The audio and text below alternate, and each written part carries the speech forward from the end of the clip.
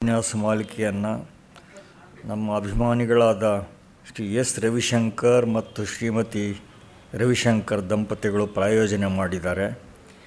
ಅವರ ಪರಿವಾರಕ್ಕೆಲ್ಲ ಸಕಲ ಶ್ರೇಯಸ್ಸು ಉಂಟಾಗಲಿ ಅಂತ ಹಾರೈಸ್ತೇನೆ. ಈ ಮಾಲಿಕೆಯೊಡನೆ ಕಾಳಿದಾಸನ 7 ಕೃತಿಗಳ ಅವಲೋಕನ ಮುಗಿತಾ ಇದೆ. ಇದೊಂದು ಅಪೂರ್ವ ಜ್ಞಾನಸತ್ರ ಅಂತ ಹೇಳಬೇಕು. ಕಾಳಿದಾಸನ ವೈಶಿಷ್ಟ್ಯಗಳನ್ನು, ಜೀವನ ದರ್ಶನವನ್ನು, ಸಂಗತತೆಯನ್ನು ಶತಾವಧಾನಿ ಡಾಕ್ಟರ್ ರಾ ಗಣೇಶ್ ಪರಿಚಯಿಸಿರುವ ರೀತಿ ಅನನ್ಯವಾಗಿದೆ. ಇಂತಹ ಸಮಗ್ರವೂ ಸರ್ವಸ್ಪರ್ಶಿಯೂ ಆದ ಸಮೀಕ್ಷೆ ನಮಗೆ ಯಾವ ಪಾಠಶಾಲೆಯಲ್ಲಿ, ವಿಶ್ವವಿದ್ಯಾಲಯದಲ್ಲೂ ಸಿಗಲ್ಲ ಅಂತ ಧಾರಾಳವಾಗಿ ಹೇಳಬಹುದು. ಕಾಳಿದಾಸ ಮಾಲವಿಕಾಗ್ನಿಮಿತ್ರದಲ್ಲಿ ಮಾನುಷಲೋಕ ಪ್ರಸಂಗವನ್ನು, ವಿಕ್ರಮೋರ್ವಶೀಯದಲ್ಲಿ ದೇವಲೋಕ ಪ್ರಸಂಗವನ್ನು ಪ್ರಧಾನವಾಗಿ ಚಿತ್ರಿಸಿ ಅದರಿಂದ ತೃಪ್ತನಾಗದೆ ಶಾಕುಂತಲದಲ್ಲಿ ಮಾನುಷಲೋಕ, ದೇವಲೋಕ ಎರಡರಲ್ಲಿಯೂ ಹರಡಿಕೊಂಡ ಕಥೆಯನ್ನು ಕಲ್ಪಿಸಿ ಸಮಾಧಾನ ಪಡೆದ ಅಂತ ಹೇಳಿಕೆ ಒಂದು ರೂಢಿಯಲ್ಲಿ ಇದೆ.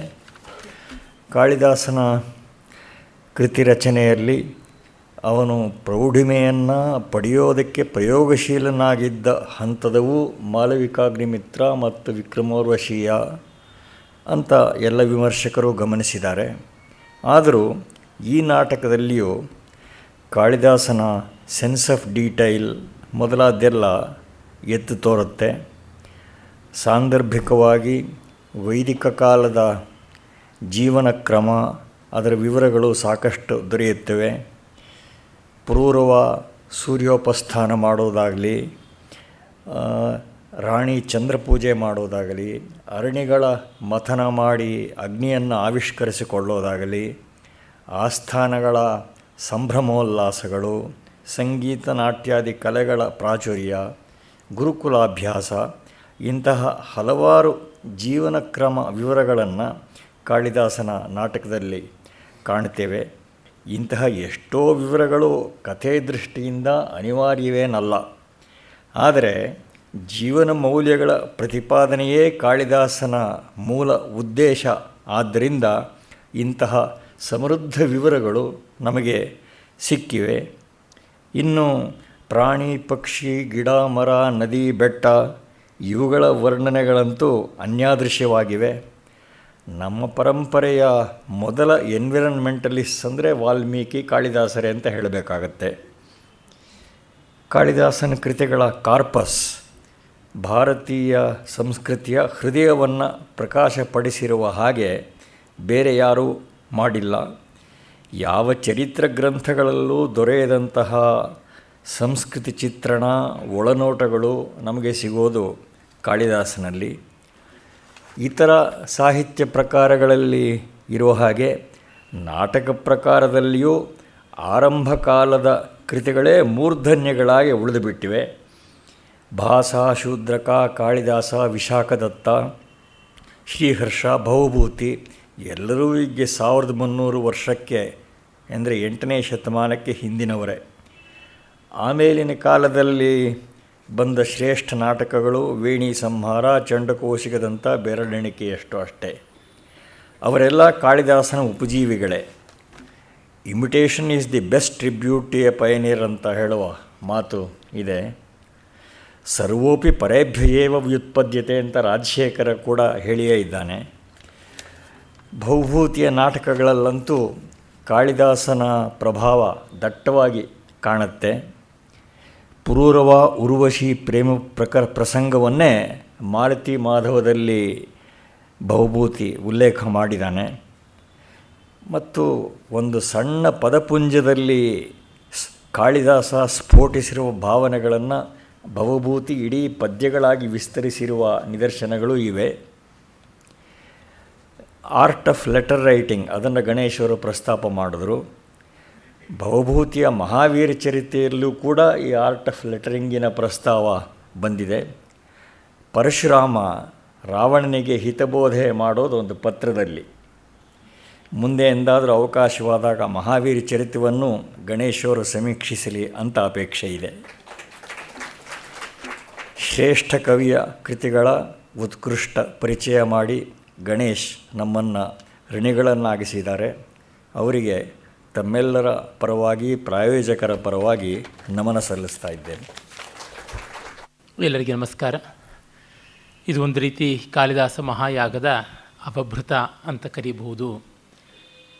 ಹತ್ತಿರ 120 ಗಂಟೆಗಳಷ್ಟು ಕಾಲದ ಕನ್ನಡದಲ್ಲಿ ಕಾಳಿದಾಸನ ಪರಿಚಯದ ಈ ಒಂದು ಶ್ರುತಿ ಸಿಗುತ್ತದೆ. ಏಕೆಂದರೆ ಪುಸ್ತಕದ ಮೂಲಕ ಓದಿಕೊಳ್ಳುವವರಿಗೆ ಚಾಕ್ಷುಷ ರೂಪ ದೊರೆತರೆ ಇದು ಕಿವಿಯ ಮೂಲಕ ಕೇಳುವಂಥದ್ದು ಆಗುತ್ತದೆ. ಇದನ್ನು ನಾನು ಕಲ್ಪಿಸಿಕೊಂಡು ಇರಲಿಲ್ಲ. ಆ ಅವಕಾಶವನ್ನು ಗೋಖಲೆ ಸಾರ್ವಜನಿಕ ವಿಚಾರ ಸಂಸ್ಥೆಯವರು ಮಾಡಿಕೊಟ್ಟಿದ್ದಾರೆ. ನನಗೆ ತುಂಬ ದೊಡ್ಡ ಅವಕಾಶವಾಯಿತು. ಪ್ರಾಯೋಜಕರು, ಸಹೃದಯರು ಸೇರಿ ಅನೇಕ ಜನ ವಿದ್ವನ್ ಮಿತ್ರರು, ಸ್ನೇಹಿತರು ಆಗಿಂದಾಗೆ ಇವುಗಳನ್ನು ಪ್ರಸ್ತಾವಿಸಿ ಇವುಗಳ ಮೌಲ್ಯದ ಬಗ್ಗೆ ಮೆಚ್ಚುಗೆ ಮಾತನಾಡಿದ್ದಾರೆ. ಆದರೆ ಇದು ಒಂದು ರೀತಿ ಪೂರ್ಣಾಹುತಿ ಇಲ್ಲದ ಯಾಗ. ನಿರಂತರವಾಗಿ ಕಾಳಿದಾಸಾದಿ ಮಹಾಕವಿಗಳನ್ನು ಅಧ್ಯಯನ ಮಾಡಿದಂತೆ ಹೊಸ ಹೊಸ ಹೊಳಹುಗಳು ಸಿಗುತ್ತಲೇ ಇರುತ್ತವೆ. ಹಾಗಲ್ಲದೆ ಅವರು ಮಹಾಕವಿಗಳು ಅಂತ ಯಾವ ರೀತಿ ಆಗ್ತಾರೆ? ಅದರಿಂದ ಈ ಒಂದು ಅಧ್ಯಯನದ ಅವಕಾಶ ನನಗೆ ಸಿಕ್ತು. ಮತ್ತೆ ಮತ್ತೆ ಆ ಕವಿಯ ಗ್ರಂಥಗಳನ್ನು ಓದುವಂಥ, ಆಲೋಚಿಸುವಂಥ ಅವಕಾಶ ಬಂದಿದ್ದಕ್ಕಾಗಿ ಕೃತಜ್ಞತೆಯನ್ನು ಸಲ್ಲಿಸ್ತೀನಿ. ಆಮೇಲೆ ನಾವು ನೋಡುವಂತೆ ಈ 7 ಕೃತಿಗಳನ್ನು ಒಂದು ಕಡೆಗೆ ಕಾಣುವ ಅವಕಾಶವಾಗಿದೆ. ಕ್ರಮವಾಗಿ ಋತುಸಂಹಾರವನ್ನು ಮತ್ತು ಮೇಘದೂತವನ್ನು, ಹಾಗೆಯೇ ಈ 3 ನಾಟಕಗಳನ್ನು ಅಂದರೆ ಮಾಲವಿಕ ಅಗ್ನಿಮಿತ್ರ, ವಿಕ್ರಮೋರ್ಷೀಯ, ಶಾಕುಂತಲವನ್ನು, ಆಮೇಲೆ ಕುಮಾರ ಸಂಭವ, ರಘುವಂಶವನ್ನು, ಈ ರೀತಿಯಲ್ಲಿ 2 ಖಂಡಕಾವ್ಯ, 3 ನಾಟಕಗಳು ಮತ್ತೆರಡು ಮಹಾಕಾವ್ಯಗಳಾಗಿ ಕಾಳಿದಾಸನನ್ನು ನೋಡಬಹುದು. ಈ 7 ಕೃತಿಗಳಿಗೆ ಪೀಠಿಕಾ ರೂಪವಾಗಿ ಹಿಂದಿಯೇ ಮಾತನಾಡಿದ ಕಾಳಿದಾಸನ ಕಾವ್ಯ ಸಂಸ್ಕೃತಿ ಎನ್ನುವ ಒಂದು ಭಾಷಣ ಮಾಲಿಕೆಯನ್ನು ಶ್ರೋತೃಗಳು ಗಮನಿಸಿಕೊಂಡಾಗ ಒಂದು ಸ್ಥೂಲವಾದ ಚಿತ್ರ ಕವಿಗೆ ಸಂಬಂಧಪಟ್ಟಂತೆ ಸಿಗುತ್ತದೆ. ಇನ್ನು ನಾವು ನೇರವಾಗಿ ವಿಕ್ರಮೋರ್ಷೀಯದ 5ನೇ ಅಂಕಕ್ಕೆ ಬರೋಣ. ಕವಿ ಈ ನಾಟಕದಲ್ಲಿ 3ನೇ ಅಂಕಕ್ಕೆ ಸಮಾಪ್ತಿ ಮಾಡುವ ಹಾಗೆ ಸಂದರ್ಭಗಳನ್ನು ತಂದಿದ್ದಾನೆ. 4ನೇ ಅಂಕಕ್ಕೆ ಮತ್ತೆ ಸಮಾಪ್ತಿ ಮಾಡುವ ಸಂದರ್ಭ ತಂದಿದ್ದಾನೆ. ಆಮೇಲೆ 5ನೇ ಅಂಕ ತಂದಿದ್ದಾನೆ. ಈ ದೃಷ್ಟಿಯಿಂದ ಕಂಡಾಗ ರಚನಾಶಿಲ್ಪಕ್ಕೆ ಸ್ಖಾಲಿತ್ಯ ಬಂದಿದೆ ಅಂತ ವಿದ್ವಾಂಸರು, ವಿಮರ್ಶಕರು ಅಭಿಪ್ರಾಯ ಪಡ್ತಾರೆ. ಹೌದು, ಅದೇನೋ ನಿಜವೇ. ಆದರೆ ಮುಂದಿನ ಅಂಕವನ್ನು ಸೇರಿಸುವ ಮೂಲಕ ಅವನು ನಮಗೆ ಕೊಟ್ಟಿದ್ದು ದೊಡ್ಡದು ಅಂತ ಅನ್ನುವುದನ್ನು ಗಮನಿಸಬೇಕಾಗುತ್ತದೆ. ಈಗಷ್ಟೇ ರಾಮಸ್ವಾಮಿಯವರು ಹೇಳಿದಂತೆ ಎಷ್ಟೆಷ್ಟು ಬೇರೆ ಬೇರೆ ವಿವರಗಳು ನಮಗೆ ಮುಖ್ಯವಾಗುತ್ತವೆ ಅದನ್ನು ಇವನು ತಂದುಕೊಟ್ಟಿದ್ದಾನೆ. 3 ಅಂಕಗಳಿಗೆ ಮುಗಿಸಿದ್ದಿದ್ದರೆ ಊರ್ವಶಿ ಮತ್ತು ಪುರೂರವರ ಉತ್ಥಾನ ಪ್ರಣಯಕ್ಕೆ ಒಂದು ಅಚ್ಚುಕಟ್ಟಾದ ಮುಗಿತಾಯ ಬರ್ತಾ ಇತ್ತು. ಆದರೆ ಪ್ರಣಯಕ್ಕೆ ಒಂದು ಪರೀಕ್ಷೆ ಬರಬೇಕಲ್ಲ, ಆ ಪರೀಕ್ಷೆಯನ್ನು ನಾವು 4ನೇ ಅಂಕದಲ್ಲಿ ಕೊಟ್ಟಿದ್ದೀವಿ. ಅಂದರೆ ಮಹಾಕವಿ ಕಾಳಿದಾಸ 4ನೇ ಅಂಕದಲ್ಲಿ ಕೊಟ್ಟಿರೋದನ್ನು ನಾವು ನೋಡ್ತೀವಿ. ಎಲ್ಲ ಆಯಿತು, ಅನುಕೂಲ ದಾಂಪತ್ಯ ಸಿದ್ಧಿ ಆಯಿತು, ದೇವಲೋಕದಿಂದ ದೇವಾನುಗ್ರಹವೂ ಆಯಿತು, ಭೂಲೋಕದಲ್ಲಿ ದೇವಿಯ ಅನುಗ್ರಹವೂ ಆಯಿತು, ಅರಸನ ಅಂಕೆ ಇಲ್ಲ, ದೈವದ ಕಾಟ ಇಲ್ಲ ಅಂತ ಅವರಿಗೆ ಅನ್ಯೋನ್ಯತ್ವ ಸಿದ್ಧಿ ಆಯಿತು ಅಂತನ್ನುವ 3ನೇ ಅಂಕ ಇದೆಯಲ್ಲ, ಅದು ಸಾಮಾನ್ಯವಾಗಿ it is the end of any comic love story. ಬಹಳ ಹರ್ಷ ನಾಟಕಗಳು ಅಂತ ಏನು ಕರಿತೀವಿ ಅದರಲ್ಲಿ ಆಗುವಂಥದ್ದು ಹಾಗೆ. ಆದರೆ ಈ ಉತ್ಥಾನವಾದ ಪ್ರೀತಿಗೆ ದೇವಲೋಕವನ್ನು ಬಿಟ್ಟು ಬರುವುದು, ದೇವಲೋಕದಿಂದಲೇ ಶಾಪಕ್ಕೆ ಗುರಿಯಾಗಿ ಭೂಮಿಗೆ ಬೀಳುವುದನ್ನು ವರ ಅಂತ ಭಾವಿಸಿದಳು ಅವಳು. ಹಾಗಾಗಿ ಕೈ ಹಿಡಿದ ಧರ್ಮಪತ್ನಿ ಪಟ್ಟಮಹಿಷಿ ಅವಳಿಂದ ಹೇಗಾದರೂ ಇದಕ್ಕೆ ಸನ್ನದ್ಧನ್ನು ಗಿಟ್ಟಿಸಿಕೊಳ್ಳಬೇಕು ಅನ್ನುವ ತವಕ ಇವನದು. ಈ ದೃಷ್ಟಿಯಿಂದ ನೋಡಿದಾಗ ಒಬ್ಬ ಉತ್ತಮಳಾದ, ಸುಂದರಿಯೂ ಆದ, ಗುಣವತಿಯೂ ಆದ ರಾಣಿ ಇದ್ದಾಳೆ. ಮತ್ತು ದೇವಲೋಕದ ವೈಭವಕ್ಕೆ, ವಿಲಾಸಕ್ಕೆ, ಅಲ್ಲಿಯ ಕೊಂಡಾಟಕ್ಕೆ ಹೋಲಿಕೆಯೇ ಇಲ್ಲ. ಮಿಕ್ಕೆಲ್ಲ ಅಪ್ಸರ ಸ್ತ್ರೀಯರ ನಡುವೆ ಇವಳು ಅತ್ಯುತ್ತಮಳಾದವಳು ಅಂತ ಹೆಸರಾದವಳು ಊರ್ವಶಿ. ಅವಳ ಒಂದು ಅಸ್ತ್ರಕ್ಕೆ ಸೋಲು ಮುಂದೆಂದೋ ಬಂದಿದ್ದು ಅರ್ಜುನನ ಮೂಲಕ. ಅವಳು ಸೋಲೇ ಕಂಡಿಲ್ಲದ ಸರದಾರಿಣಿ. ಹೀಗಿರುವಾಗ ಅಂಥವರಿಗೆ ದಾಂಪತ್ಯ ಚೆನ್ನಾಗಿರಬೇಕು, ಪರಸ್ಪರ ಒಲಿದವರು ಅಂದಮೇಲೆ ಯಾವ ವೈರಸ್ಯವೂ ವೈಷಮ್ಯವೂ ಬರಬಾರದು ಅಂತ ಅಂದ್ಕೋತೀವಿ. ಆದರೆ ವಿಧಿ ಹಾಗಲ್ಲ. ಈರ್ಷಾಸೂಯೆಗಳು ಏನನ್ನೂ ಮಾಡುತ್ತವೆ. ಒಂದು ಕ್ಷಣಕಾಲದ ಅವನ ಮನಸ್ಸು ಎಲ್ಲೋ ಹೋಗಿದ್ದಕ್ಕೆ, ಉದಯವತಿಯ ಕಡೆಗೆ ತಿರುಗಿ ನೋಡಿದ್ದಕ್ಕೆ ಅವಳ 12 ವರ್ಷ ಬೇರೆಯಾಗಿರುವಂತೆ ಆಗಿಬಿಡ್ತು. ಇದೊಂದು ರೀತಿ ವನವಾಸ. ಅವಳಿಗೆ ಕಾಡಿನಲ್ಲಿ ಬಳ್ಳಿಯಾಗಿ ವನದಲ್ಲಿಯೇ ವನಲತೆಯಾಗಿರುವ ವಾಸ. ಇವನು ಕಾಡು ಮೇಡು ಎಲ್ಲ ಅಲದಾಡಿಕೊಂಡು ಹುಚ್ಚನಂತೆ ಪರದಾಡುವಂಥ ವನವಾಸ. ಇದು ಇವರ ಜೀವನವಾಸ. ಆಮೇಲೆ 4ನೇ ಅಂಕದ ಕೊನೆಗೆ ಸಂಗಮನೀಯ ಮಣಿ ಬಂದು ಆ ಮೂಲಕವಾಗಿ ಅವರಿಗೆ ಪರಸ್ಪರ ಸಾನ್ನಿಹಿತ್ಯ ದೊರಕಿತು ಅಂದಾಗ ಮುಗಿಯಬಹುದಾಗಿತ್ತು. ಆದರೆ ಕಾಳಿದಾಸನ ದೃಷ್ಟಿ ಮತ್ತೂ ಒಂದಿದೆ. ಅದನ್ನು ರಾಮಸ್ವಾಮಿಯವರು ಮೌಲ್ಯ ಚಿಂತನೆ ಅಂತಂದ್ರಲ್ಲ, ಇಂಥ ದಾಂಪತ್ಯದಲ್ಲಿಯೂ ಒಂದು ಅಪತ್ಯ ಬೇಕು, ಇಲ್ಲದೇ ಇದ್ದರೆ ದಾಂಪತ್ಯ ಅಪಥ್ಯವಾಗಿ ಬಿಡುತ್ತದೆ ಅಂತ ಅನ್ನುವಂಥದ್ದನ್ನು ಹೇಳಿದ್ರಲ್ಲ. ಅಂದರೆ ಒಂದು ಒಳ್ಳೆಯ ಸಂತಾನ ಬೇಕು, ಪ್ರಜೆಗಳಿಗೆ ಮುಂದುವರಿಕೆ ಆಗಬೇಕು. ಉರ್ವಶಿ ಪುರೂರವದ ಸಂತಾನ ಆಯುಷ್ ಕುಮಾರ ಅವನು ಬರಬೇಕಾಗಿದ್ದಾನೆ. ಅದನ್ನು ಕುರಿತು ಹೇಳ್ತಾನೆ. ಹೀಗಾಗಿ ನಾಟಕದ ರಚನೆಗೆ ಒಂದಷ್ಟು ಶೈಥಿಲ್ಯ ಬಂದರೂ ನಾಟಕದ ಮೂಲಕ ಪ್ರತಿಪಾದ್ಯವಾಗಬೇಕಾದ ಮೌಲ್ಯಕ್ಕೆ ಕೊರತೆಯಾಗಲಿಲ್ಲ. ನಿಜ, ಮೌಲ್ಯಕ್ಕೆ ಪ್ರಾಶಸ್ತ್ಯವನ್ನು ಕೊಟ್ಟು ರಸಕ್ಕೆ ಮತ್ತು ಸ್ವಯಂಪೂರ್ಣತೆಗೆ ಚ್ಯುತಿ ತಂದುಕೊಂಡರೆ ಅಷ್ಟರ ಮಟ್ಟಿಗೆ ಕಲಾತ್ಮಕತೆಯ ಸೋಲು ಅಂತ ಅನ್ನಬೇಕು. ಹೌದು, ಕಾಳಿದಾಸ ಆ ಒಂದು ಆಕ್ಷೇಪವನ್ನು ಎದುರಿಸಬೇಕು, ತೊಂದರೆ ಇಲ್ಲ. ಆದರೆ ಇವೆಲ್ಲವನ್ನು ದಾಟಿಸಿಕೊಂಡು ಅವನು ಅದ್ಭುತವಾಗಿ ಶಾಕುಂತಲದಲ್ಲಿ ಮಾಡ್ತಾನೆ. ಶಾಕುಂತಲದ 3ನೇ ಅಂಕದಲ್ಲಿಯೇ ಮುಕ್ತಾಯ ಮಾಡಬಹುದಾಗಿತ್ತು. ಶಕುಂತಲೆಯ ಪ್ರಣಯ ಪತ್ರ ದುಷ್ಯಂತನ ಕೈಗೆ ಸೇರುವ ಮುನ್ನವೇ ಅವನೇ ಒಲೆದು ಬಂದುಬಿಡ್ತಾನೆ. ಪ್ರಣಯ ಪತ್ರ ಬರಿತಾ ಇದ್ದಂಗೆ ಅವನು ಬಂದುಬಿಡ್ತಾನೆ. ಹಾಗೆ ಬಂದಿದ್ದು ಅಲ್ಲಿಯೇ ಗಾಂಧರ್ವ ವಿವಾಹ. ಆದರೆ 4ನೇ ಅಂಕಕ್ಕೆ ಬಂದು 4ನೇ ಅಂಕದಲ್ಲಿಯೇ ಮುಂದಿನ ವಿರಹದ ಬೀಜಾವಾಪವನ್ನು ಮಾಡಿದ. 5ನೇ ಅಂಕಕ್ಕೆ ಮುಗಿಸಬಹುದಾಗಿತ್ತು. ಶಕುಂತಲೆಯನ್ನು ಶಾಶ್ವತವಾಗಿ ದುಷ್ಯಂತ ತಿರಸ್ಕರಿಸಿಬಿಡ್ತಾನೆ ಅಂತ ಅನ್ನುವುದು. ತುಂಬ ಜನ ಅದು ಅದ್ಭುತವಾಗಿರ್ತಾ ಇತ್ತು. ಕಾವ್ಯೇಶು ನಾಟಕಂ ರಮ್ಯಂ ತತ್ರ ರಮ್ಯಾ ಶಕುಂತಲ ತತ್ರಾಪಿ ಚತುರ್ಥೋಂಕ ತತ್ರ ಶ್ಲೋಕ ಚತುಷ್ಟಯಂ ಅನ್ನುವ ಶ್ಲೋಕದ ಕಡೆ ಪಾದಕ್ಕೆ ಪಂಚಮೋಸ್ತಿ ತಥೋಧಿಕ ಅನ್ನುವಂಥ ಒಂದು ಪಾಠಾಂತರ ಇದೆ. ಚತುರ್ಥೋಂಕ ತತ್ರಾಪಿ ಚತುರ್ಥೋಂಕ ಪಂಚಮೋಸ್ತಿ ತಥೋಧಿಕ ಅಂತ ಹೇಳ್ತಾರೆ. ಅಂದರೆ ಪಂಚಮಾಂಕದಲ್ಲಿ ಅವಳನ್ನು ನಿರಾಕರಿಸಿಬಿಡ್ತಾನೆ, ಅಲ್ಲಿಗೆ ಮುಗಿಯಿತು ಕಥೆ ಅಂತ. ಆದರೆ ಹಾಗಲ್ಲ, ಈ ಪ್ರಣಯ ಈ ಪ್ರಳಯದಿಂದ ಮುಗಿಬಾರ್ದು, ಒಂದು ಸೃಷ್ಟಿ ಆಗಬೇಕು ಅಂತಂದ. ಆ ಸೃಷ್ಟಿ ಪೂರ್ವದಲ್ಲಿ ಅವರಿಗೆ ಒಂದು ಹೃದಯ ಪರಿಪಾಕವೂ ಬರಬೇಕು ಅಂತ 6ನೇ ಅಂಕ ಮತ್ತು 7ನೇ ಅಂಕ ತಂದು ಈ ವಿಕ್ರಮೋರ್ವಶೀಯದಲ್ಲಿ ಯಾವ ಮಹೋನ್ನತವಾದ ಉದ್ದೇಶವನ್ನು ಕನಸನ್ನು ಅವನು ಕಟ್ಟಿಕೊಂಡ ಮೌಲ್ಯದ ಕನಸನ್ನು ಅದನ್ನು ಮೌಲ್ಯವಾಗಿ ಕಲೆಯಾಗಿ ಎರಡೂ ರೀತಿಯಲ್ಲಿ ಸಾಫಲ್ಯ ಪಡೆಯೋದಕ್ಕೆ ಶಾಕುಂತಲದಲ್ಲಾಯಿತು. ಈ ರೀತಿಯಾದ ಒಂದು ಸೂಚನೆಯನ್ನು ನಾವು ವಿಕ್ರಮೋರ್ವಶೀಯದ ಪೂರ್ವದ ನಾಟಕ ಅಂದರೆ ಮಾಲವಿಕ ಅಗ್ನಿಮಿತ್ರದಲ್ಲಿ ಕೂಡ ನೋಡಬಹುದು. ಅವನಿಗೆ ರಾಜ ಅಗ್ನಿಮಿತ್ರನಿಗೆ ಒಳ್ಳೆಯ ಮಗ, ಅವನು ಯವನರನ್ನು ಎದುರಿಸಿರ್ತಕ್ಕಂಥದ್ದು, ಸಿಂಧು ನದಿ ತೀರದಲ್ಲಿ ಅಶ್ವಮೇಧದ ಕುದುರೆಯನ್ನು ಕಾಪಾಡಿದ್ದು, ಆ ಮೂಲಕ ಸತ್ಸಂತಾನದ ಪ್ರಭಾವ ಏನು ಅನ್ನೋದನ್ನು ತೋರ್ಪಡಿಸಿದ್ದಾನೆ. ಆದರೆ ನೇರವಾಗಿ ಮಾಲವಿಕೆಯ ಸಂತಾನ ಅಲ್ಲ, ಅಲ್ಲಿ ಧಾರಣೆಯ ಸಂತಾನ. ಹೀಗೆ ವಿಭಕ್ತವಾಗಿ ಹೋಯಿತು. ಆದರೆ ಆದರ್ಶ ಉಂಟು ಅಲ್ಲಿ ಕೂಡ. ಅಲ್ಲಿ ಅಭ್ಯುದಯ ಅಂದರೆ ಏನು ಅಂತ ಉಂಟು, ಕುಟುಂಬದ ಸಾಫಲ್ಯ ಅಂತ ಏನು ಅನ್ನೋದು ಉಂಟು. ಮತ್ತೆ ಮತ್ತೆ ಮಕ್ಕಳನ್ನು ಕುರಿತು ಹೀಸ್ ಹೆಲ್ಬೆಂಟ್ ಅಪಾನ್ ಸಂತಾನ ಅನ್ನೋದು ಯಾಕೆ ಅಂದರೆ, ಒಂದು ದೇಶದ ಸ್ವತ್ತು ಮುಂದಿನ ಪರಂಪರೆ ಬೆಳೆಯಬೇಕು. ಅದು ಜೀವರಾಶಿ ಎಲ್ಲದರ ಚೈತನ್ಯದ ಒಳಗಿರ್ತಕ್ಕಂಥ ತುಡಿತವೂ ಹೌದು. ಮತ್ತು ತರುಣರು ಚಿಕ್ಕ ವಯಸ್ಸಿನವರು ಬರದೇ ಇದ್ದರೆ ಮುಪ್ಪಿನವರನ್ನು ನೋಡ್ಕೊಳ್ಳೋದು ಹೇಗೆ? ಜಗತ್ತು ಮುದಿಯಾಗೋದಿಲ್ವೇ? ಹಣ್ಣೆಲೆಯೇ ಇದ್ದರೆ ಮರ ಎಷ್ಟು ಕಾಲ ಬಾಳಿಯಾತು? ಅದು ಉದುರಿ ಹೋದ ಮೇಲಿಂದ ಮರ ಬರಡಾಗಿಬಿಡುತ್ತೆ, ಕಮರು ಬಿಡುತ್ತದೆ. ಆ ಕಾರಣದಿಂದ ಚಿಗುರು ಬೇಕು, ವಸಂತ ಬೇಕು.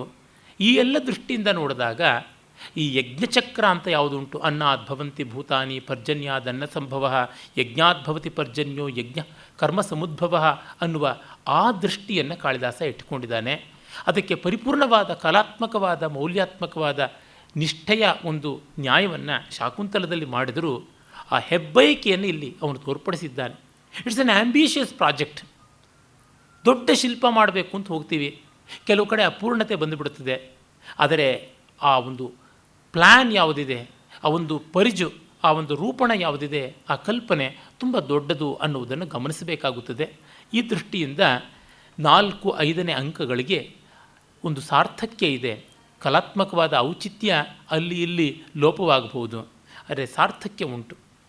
5ನೇ ಅಂಕದ ಆರಂಭ ಆಗುವುದು 4ನೇ ಅಂಕದ ಬಳಿಕ ಕೆಲವೊಂದು ದಿವಸ ಆದಮೇಲೆ. ಅವನು ಪ್ರತಿಷ್ಠಾನಕ್ಕೆ ಬಂದಿದ್ದಾನೆ. ಮೊದಲು ಚಿಕ್ಕದಾದ ಪ್ರವೇಶಕ ಉಂಟು. ವಿದೂಷಕ ಬಂದು ಹೇಳ್ತಾ ಇದ್ದಾನೆ, ಅಸಂತಾನತ್ವಂ ವರ್ಜಯಿತ್ವ ನ ಕಿಮಪ್ಯಸ್ಯ ಶೋಚನೀಯಂ. ಅವನಿಗೆ ಮಕ್ಕಳಿಲ್ಲ ಅನ್ನೋದು ಬಿಟ್ಟರೆ ಇನ್ನೇನೂ ಸಂಕಟ ಪಡಬೇಕಾದದ್ದಿಲ್ಲ. ಆ ರೀತಿಯಲ್ಲಿದ್ದಾನೆ. ಇವತ್ತು ಒಂದು ವಿಶೇಷವಾದಂಥ ಪರ್ವ ಉಂಟು. ಭಗವತ್ಯೋ ಗಂಗಾ ಯಮುನೆಯೋ ಸಂಗಮೇ ದೇವೀಭಿ ಸಹ ಕೃತಾಭಿಷೇಕ ಸಾಂಪ್ರತಂ ಉಪಕಾರ್ಯಾಂ ಪ್ರವಿಷ್ಟ ಅಂತ ಪ್ರತಿಷ್ಠಾನ ಗಂಗಾ ಯಮುನಾ ಸಂಗಮದಲ್ಲಿರುವಂಥದ್ದು. ಅಲ್ಲಿ ಗಂಗಾ ಯಮುನೆಯರ ಪೂಜೆಯನ್ನು ಮಾಡಿ ಸ್ನಾನವನ್ನು ಮಾಡಿ ಪೂಜಾದಿಗಳನ್ನು ನಿರ್ವಹಿಸಿ ಈಗ ಪಟಕುಟೀರಕ್ಕೆ ಉಪಕಾರ್ಯ ಅನ್ನುವ ಪದವನ್ನು ಕಾಳಿದಾಸ ವಿಶೇಷವಾಗಿ ಬಳಸ್ತಾನೆ. ಹಲವು ಕಡೆ ಪಟಕುಟೀರಕ್ಕೆ ಉಪಕಾರ್ಯ ಅಂತ ಕರೀತಾರೆ, ಟೆಂಟ್. ಅಲ್ಲಿಗೆ ಅವನು ಬಂದಿದ್ದಾನೆ. ಅಲಂಕಾರ ಸಾಮಗ್ರಿಯನ್ನೆಲ್ಲ ಅಲ್ಲಿಗೆ ತರುವುದಾಗುತ್ತಾ ಇದೆ ಅಂತ. ಆಗ ಇದ್ದಕ್ಕಿದ್ದಂತೆ ಆ ಕೆಂಬಣ್ಣದ ಸಂಗಮನೀಯ ಮಣಿ ಯಾವುದುಂಟು ಅದನ್ನು ಕೊಡೆಯ ಕೆಳಗೆ ತಟ್ಟೆಯಲ್ಲಿ ಮಿಕ್ಕ ಅಲಂಕಾರಗಳ ಜೊತೆಗೆ ದುಕೂಲೋತ್ತರಚ್ಛದೆ ತಾಳವೃಂತಾಧಾರೆ ನಿಕ್ಷಿಪ್ಯ ಕೊಡೆಯ ಕೆಳಗೆ ಮತ್ತು ಚಾಮರದ ಕೆಳಗೆ ಹಾಗೆ ತಂದಿದ್ದರೂ ಕೂಡ ಅದು ಹೇಗೋ ಯಾವುದೋ ಒಂದು ಹದ್ದಿಗೆ ಕಾಣಿಸಿ ಮಣಿ ಆಮಿಷ ಶಂಕಿನ ಗೃಧ್ರೇಣ ಆಕ್ಷಿಪ್ತ, ಅದು ಮಾಂಸದ ತುಂಡು ಅಂತ ಭಾವಿಸಿಕೊಂಡು ಹದ್ದು ಕಚ್ಚಿಕೊಂಡು ಹೊರಟೋಗ್ಬಿಟ್ಟಿದೆ, ಏನು ಮಾಡೋದು ಗೊತ್ತಾಗ್ತಾ ಇಲ್ಲ ಅಂತ ನೇಪಥ್ಯದಿಂದ ಕೋಲಾಹಲ ಕಾಣಿಸುತ್ತದೆ. ವಿದೂಷಕ ಕೂಡ ಅಯ್ಯೋ ಇದೇನು ಮಾಡೋದು, ಇದು ಹೋದರೆ ಕಷ್ಟ ಅಂತ.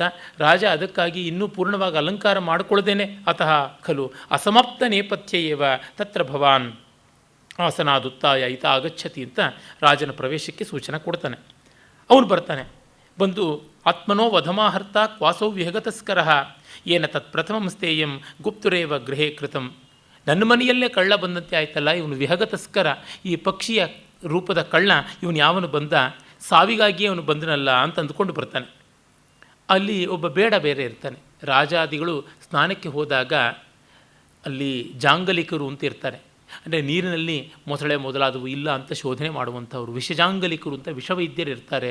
ಕಿರಾತರ ಪಡೆ ಇರುತ್ತದೆ. ಇನ್ನು ಯಾವುದೇ ವನ್ಯ ಮೃಗಗಳಿಂದ ಹಿಂಸ್ರ ಮೃಗಗಳಿಂದ ತೊಂದರೆ ಆಗಬಾರ್ದು ಅಂತ ಝೆಡ್ ಆರ್ಡರ್ ಪ್ರೊಟೆಕ್ಷನ್ ಅಂತ ಆ ರೀತಿಯಾಗಿ ಕೊಡ್ತಾರೆ. ನಾವು ಈ ವಿಷಯಗಳನ್ನು ಒಂದು ಸ್ವಲ್ಪ ಮಟ್ಟಿಗೆ ರಘುವಂಶದ 16ನೇ ಸರ್ಗದಲ್ಲಿ ಕುಶಮಹಾರಾಜನ ಜಲಕ್ರೀಡಾ ವಿಶೇಷದಲ್ಲಿ ನೋಡಿದ್ವಿ ಕೂಡ. ಅವರೆಲ್ಲ ಇದ್ದಾರೆ. ಹೇಳ್ತಾರೆ, ಏಷ ಖಲು ಮುಖಕೋಟಿ ಲಗ್ನ ಹೇಮಸೂತ್ರೇಣ ಮಣಿನ ಆಲಿಖನ್ನಿವ ಆಕಾಶಂ ಪರಿಭ್ರಮತಿ. ನೋಡಿ ಕೊಕ್ಕಿನಲ್ಲಿ ಇದನ್ನು ಕಚ್ಚಿಕೊಂಡು ಚೆನ್ನಾಗಿ ಹದ್ದು ಹಾರ್ತಾ ಇದೆ, ಅದು ಪೇಂಟ್ ಮಾಡದಂತೆ ನಿಶ್ಚಲವಾಗಿ ಹಾರ್ತಾ ಇದೆ, ರೆಕ್ಕೆ ಬಡಿಯದೆ ಅಂತ ಅನ್ನುವ ಮಾತನ್ನು ಹೇಳ್ತಾ ಇದ್ದಾನೆ ಕವಿ. ತುಂಬ ಒಳ್ಳೆಯ ಒಂದು ಅಬ್ಸರ್ವೇಷನ್. ಮತ್ತು ಏಷ ಇಲ್ಲಿ ಅಂತ ತೋರಿಸುವ ಆ ಪುನರುಕ್ತಿ ಕೂಡ ಗಮನಿಸಬೇಕು. ರಾಜ ನೋಡ್ತಾನೆ, ಅಸೌ ಮುಖಾಲಂಬಿತ ಹೇಮಸೂತ್ರಂ ಬಿಭ್ರನ್ಮಣಿಂ ಚಾರಶೀಘ್ರ ಅಲಾತ ಚಕ್ರ ಪ್ರತಿಮಂ ವಿಹಂಗ ತದ್ರಾಗ ಲೇಖಾವಲಯಂ ತನೋತಿ. ಕೊಕ್ಕಿನಲ್ಲಿ ಆ ಮಣಿಯನ್ನು ಕಚ್ಚಿಕೊಂಡು ಗಿರ್ರನ್ನೇ ತಿರುಗ್ತಾ ಇದೆ. ಅದು ಯಾವ ಪ್ರಕಾಶ ಇದೆ ಅಂದರೆ ಒಂದು ಕೆಂಪು ಬಣ್ಣದ ವಲಯವನ್ನು, ಅಲಾತ ಚಕ್ರ ಅಂತ. ಅಲಾತ ಚಕ್ರ ಅಂದರೆ ಕೊಳ್ಳಿಯನ್ನು ಹಿಡಿದು ಅದನ್ನು ಗಿರ್ರನ್ನೇ ತಿರುಗಿಸಿದ್ರೆ ಕೊಳ್ಳಿ ಒಂದು ಕಡೆ ಇಲ್ಲದೇ ಇದ್ದರೂ ಅದು ಎಲ್ಲ ಕಡೆಯೂ ಇದ್ದಂತೆ ಅದೊಂದು ಅವಿಚ್ಛಿನ್ನವಾದ ರೇಖೆಯನ್ನು ಉಂಟು ಮಾಡದಂತೆ ಬೆಂಕಿಯ ಚಕ್ರ ಇದ್ದಂತೆ ಕಾಣಿಸುತ್ತದೆ. ಇದು ಅಲಾತ ಚಕ್ರ. ಗೌಡಪಾದರ ಮಾಂಡುಕ್ಯ ಕಾರಿಕೆಯಲ್ಲಿ ಅಲಾತ ಚಕ್ರ ಉಪಶಾಂತಿ ಅಂತಲೇ ಒಂದು ಅಧ್ಯಾಯ ಉಂಟು. ಅಂದರೆ ಈ ಜಗತ್ತು ಹಾಗೆ ಕೊಳ್ಳಿಯ ಚಕ್ರದ ಹಾಗೆ ನೋಡೋಕ್ಕೆ ಚಕ್ರದಂತೆ ಕಾಣಿಸುತ್ತೆ, ಅದು ಚಕ್ರ ಭ್ರಮಣೆಯಿಂದಾಗಿ ಆಗಿರುವ ಭ್ರಮೆ ಆ ರೀತಿಯಾಗಿ ಬರುತ್ತದೆ. ಇಲ್ಲಿ ಹಾಗೆ ಅಲಾತ ಚಕ್ರ ಪ್ರತಿಮವಾಗಿ ನಡೀತಾ ಇದೆ. ಅದನ್ನು ಮೀರಿ ಆ ಒಂದು ಪಕ್ಷಿಯನ್ನು ಕೊಲ್ಲಬೇಕಾಗಿದೆ. ಕಿನ್ನು ಖಲ್ವತ್ರ ಕರ್ತವ್ಯಂ. ಅರೆ ಏನೂ ಆಯುಧ ಇಲ್ಲ, ಸ್ನಾನಕ್ಕೆ ಪೂಜೆಗೆ ಬಂದವನು ಯಾವ ಆಯುಧ ಇಟ್ಕೊಂಡಿರೋದಕ್ಕೆ ಸಾಧ್ಯ? ಹಾಗಾಗಿ ಒಳಗೆ ಯಾವುದಾದ್ರು ಧನುರ್ಬಾಣ ಇದ್ದರೆ ಬೇಕು ಅಂತ ಹೇಳ್ತಾನೆ. ಮತ್ತು ಇವನು ಕಳ್ಕೊಂಡಿದ್ದಾಗ ಈ ಪಕ್ಷಿಯನ್ನೆಲ್ಲ ಇಷ್ಟು ಚೆನ್ನಾಗಿ ವರ್ಣಿಸ್ತಾನಲ್ಲ ಅಂದರೆ ಅದು ಕಲೆಯ ರೀತಿ. ಸಂಸ್ಕೃತ ನಾಟಕಗಳನ್ನು ಕಾವ್ಯಗಳನ್ನು ಓದುವಾಗ ನಮಗೆ ಗೊತ್ತಾಗುತ್ತದೆ. It is something like capturing A static situation in dynamics and wise ವರ್ಸ. ಅಂದರೆ ಸ್ಥಿತಿಯಲ್ಲಿ ಗತಿಯನ್ನು, ಗತಿಯಲ್ಲಿ ಸ್ಥಿತಿಯನ್ನು ಕಾಣುವಂಥದ್ದು. ಏಕಕಾಲದಲ್ಲಿ ಪಾತ್ರಧಾರಿಯೂ ಆಗ್ತಾನೆ, ಆಚೆಗೆ ಬಂದು ಅದನ್ನು ನೋಡ್ತಕ್ಕಂಥ ಸಾಕ್ಷಿಯೂ ಆಗ್ತಾನೆ. ಇದು ನಮ್ಮಲ್ಲಿ ಕಂಡುಬರುವಂಥದ್ದು. ನಮ್ಮ ನೃತ್ಯದಲ್ಲಿ ನೋಡಿದ್ರೆ ನಿಮಗೆ ಗೊತ್ತಾಗುತ್ತದೆ. ಪಾತ್ರವೂ ಆಗಿ ಅದರ ಆಚೆಗೆ ನಿರೂಪಕನೂ ಆಗಿ ನಿಲ್ಲುವಂಥದ್ದನ್ನು ನಾವು ನೋಡ್ತೀವಿ. ಏಕಹಾರ್ಯ ಅನ್ನುವಂಥ ನೃತ್ಯ ಕ್ರಮದಲ್ಲಿ ವಿಶೇಷವಾಗಿ ನಾವು ಕಾಣ್ತೀವಿ. ಆ ಅಂಶಗಳು, ಆ ನಾಟ್ಯಾಂಶಗಳು, ನರ್ತನಾಂಶಗಳು ನಾಟಕದಲ್ಲಿ ಇದ್ದೇ ಇರುತ್ತವೆ. ಧನುಸ್ತಾವತ್ ಅಂತ ಮತ್ತೆ ಪುನರುಕ್ತಿ. ಬಿಲ್ಲಲ್ಲಿ ಅಂತಾನೆ. ಆ ಲೀಲಾಶುಕ ಹೇಳ್ತಾನಲ್ಲ, ಸೌಮಿತ್ರೇ ಕ್ವ ಧನುರಿತಿ ವ್ಯಗ್ರಾಗಿರ ಪಂತುವಹ. ದ್ವಿರುಕ್ತಿಯಿಂದ ಬರುವ ಸ್ವಾರಸ್ಯ ಬಿಲ್ಲಲ್ಲಿ ಅಂತ. ಹೋಟ್ಲಿಗೆ ಹೋದಾಗ ತುಂಬ ಜನ ಹೀಗೆ ಹೇಳೋಲ್ಲ, ಬೇರೆಯವ್ರ ಕಡೆ ನೋಡ್ತಾರೆ. ಅಲ್ಲಿ ಮಾತ್ರ ರಾಮ ಬಿಲ್ಲೆತ್ತಕ್ಕೆ ಬಂದಂತೆ ಯಾರೂ ಬರೋಲ್ಲ. ಆಗ ಯವನಿ ಅಂತ ಒಬ್ಬಳು ಅವಳಿರ್ತಾಳೆ. ಅದು ಕಾಳಿದಾಸನ ಕಾಲದಲ್ಲಿದ್ದಂಥ ಸಂಸ್ಕೃತಿ, ಕೌಟಿಲ್ಯನ ಕಾಲದಿಂದ ಬಂದಂಥದ್ದು. ಯವನಿಯರು, ಗ್ರೀಕರು, ಅಯೋನಿಯನ್ನರು ಅವರು ಸೆಕ್ಯೂರಿಟಿ ಗಾರ್ಡ್ಸ್ ಆಗಿರ್ತಾರೆ. ಶೋಣೋತ್ತರ ಅನ್ನುವಂಥ ಒಬ್ಬ ಅಂಗರಕ್ಷಕಿಯಾದಂಥ ಪ್ರತಿಹಾರಿಯನ್ನು ಚಂದ್ರಗುಪ್ತ ನೇಮಿಸಿಕೊಂಡಿದ್ದ ಅಂತ ವಿಶಾಖದತ್ತನ ಮುದ್ರಾ ರಾಕ್ಷಸದಲ್ಲಿ ನೋಡ್ತೀವಿ. ಹಾಗೆ ಅವರುಗಳು ಇರ್ತಾರೆ. ಅವರು ಇದನ್ನೆಲ್ಲ ನೋಡ್ಕೊಳ್ತಾ ಇರ್ತಾರೆ. ಯಶ ಆನೇಶ್ಯಾಮಿ, ಇದೋ ತರ್ತೀನಿ ಅಂತ ಅವಳು ಹೋಗ್ತಾಳೆ. ಅವಳು ಹೋಗಿ ತರುವುದು ಆ ಸಂದರ್ಭದವರೆಗೂ ಈ ಪಕ್ಷಿಯ ಒಂದು ವೈಚಿತ್ರ್ಯವನ್ನು ಕವಿ ವರ್ಣಿಸ್ತಾ ಬರ್ತಾನೆ. ನ ದೃಶ್ಯತೆ ಸ ವಿಹಗಾಧಮಃ ಕುನುಕಲಗತಃ, ಕಣ್ಣು ಕಾಣಿಸ್ತಾ ಇಲ್ಲ, ಎಲ್ಲಿ ಹೋಗ್ಬಿಟ್ಟ ಅಂತ. ಇದೋ ದಕ್ಷಿಣ ಅಂತೇನ ಸಹ ಶಕುನಿ ಹತಾಶಃ. ವಿದುಷಿಗೆ ಹೇಳ್ತಾರೆ, ದಕ್ಷಿಣ ದಿಕ್ಕಿಗೆ ಹೋದ ಹಾಳಾದವನು, ದಕ್ಷಿಣ ದಿಕ್ಕಿಗೆ ಆ ಪಕ್ಷಿ ಹೋಯಿತು ಅಂತ. ನೋಡ್ತಾನೆ, ಪ್ರಭಾ ಪಲ್ಲವಿತೇನಾಸೌ ಕರೋತಿ ಮಣಿನಾ ಖಗಃ ಅಶೋಕ ಸ್ತಬಕೇನೇವ ದಿನ್ಮುಖಸ್ಯಾವತಂಸಕಂ. ಈ ದಕ್ಷಿಣ ದಿಕ್ಕಿಗೆ ಅಶೋಕ ಪುಷ್ಪಗಳ ಗುಚ್ಛದಿಂದ ಒಂದು ಅಲಂಕಾರ ಮಾಡಿದಂತೆ ಕಾಣಿಸ್ತಾ ಇದೆ ಆ ಮಣಿಯನ್ನು ಕೊಕ್ಕಿನಲ್ಲಿ ಇಟ್ಟುಕೊಂಡು ತಿರುಗ್ತಾ ಇರುವಂಥ ಹದ್ದು ಅಂತ. ಅಲ್ಲ, ಕಳ್ಕೊಂಡಿದ್ದಾಗ ಈ ಕಾವ್ಯ ಎಲ್ಲ ಬರೋಕ್ಕೆ ಸಾಧ್ಯವಾ? ಮತ್ತೆ ಪ್ರಶ್ನೆ. ಇವನ್ನೆಲ್ಲ ವಿಮರ್ಶಕರು ಕೇಳಿದ್ದಾರೆ. ಸಂಸ್ಕೃತ ಕಾವ್ಯಗಳ ರೀತಿ ಹಾಗೇ ಇರುತ್ತದೆ. ನೀವು ಇಂಗ್ಲೀಷ್ನಲ್ಲಿ ಕೂಡ ನೋಡಿ, ಗ್ರೀಕ್ ಭಾಷೆಗಳಲ್ಲಿರ್ತಕ್ಕಂಥದ್ದು ನೋಡಿ, ಯಾವುದೂ ನೋಡಿ ಆ ವಿವರಗಳನ್ನು ಹಾಗೆ ಬರೀತಾರೆ ಕವಿಗಳು. ಕಾರಣ ಆ ಬದುಕಿನ ಸವಿವರವಾದ ಒಂದು ಸ್ಲೋ ಮೋಷನ್ ಆಫ್ ಲೈಫ್ ಅಂತೀವಲ್ಲ, ಕಲೆಯನ್ನು ತಂದು ಕೊಡುವಂಥದ್ದು. ಅಂದರೆ ಇಲ್ಲಿ ನಮಗೆ ಚಿತ್ರಣ ಮಾಡಬೇಕಾಗಿದೆ, ಅವನಿಗೇನಾಯಿತು ಅನ್ನೋ, ಪಾತ್ರಧಾರಿಗೇನಾಯಿತು ಅನ್ನೋದಷ್ಟೇ ಅಲ್ಲದೆ ಈ ಸನ್ನಿವೇಶ ನಮಗೆ ಹೇಗೆ ಕಾಣಿಸುತ್ತೆ ಅಂತ ನೋಡಬೇಕು.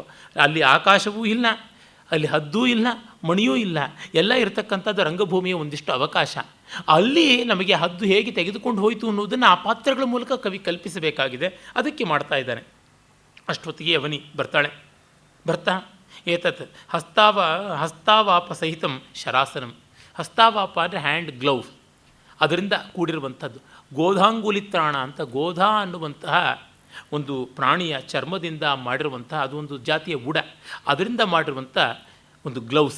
ಈಗ ಮೊಸಳೆ ಚರ್ಮದಲ್ಲಿ ಮಾಡಿರುವಂಥದ್ದು ಶೂ, ಗಮ್ ಶೂಸ್ ಅಂತ, ಹಾವಿನ ಚರ್ಮದಿಂದ ಮಾಡಿರೋ ಬೆಲ್ಟು, ಇವೆಲ್ಲ ರೆಪ್ಟೈಲ್ಸ್, ಉರಗಗಳು, ಸರೀಸೃಪ.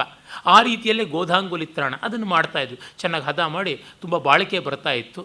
ಆ ರೀತಿಯಾದ ಒಂದು ಗ್ಲೌ, ಕೈಚೀಲವನ್ನು ತಂದು ಅದರ ಜೊತೆಗೆ ಬಿಲ್ಲು ಬಾಣಗಳನ್ನು ಕೊಡ್ತಾಳೆ.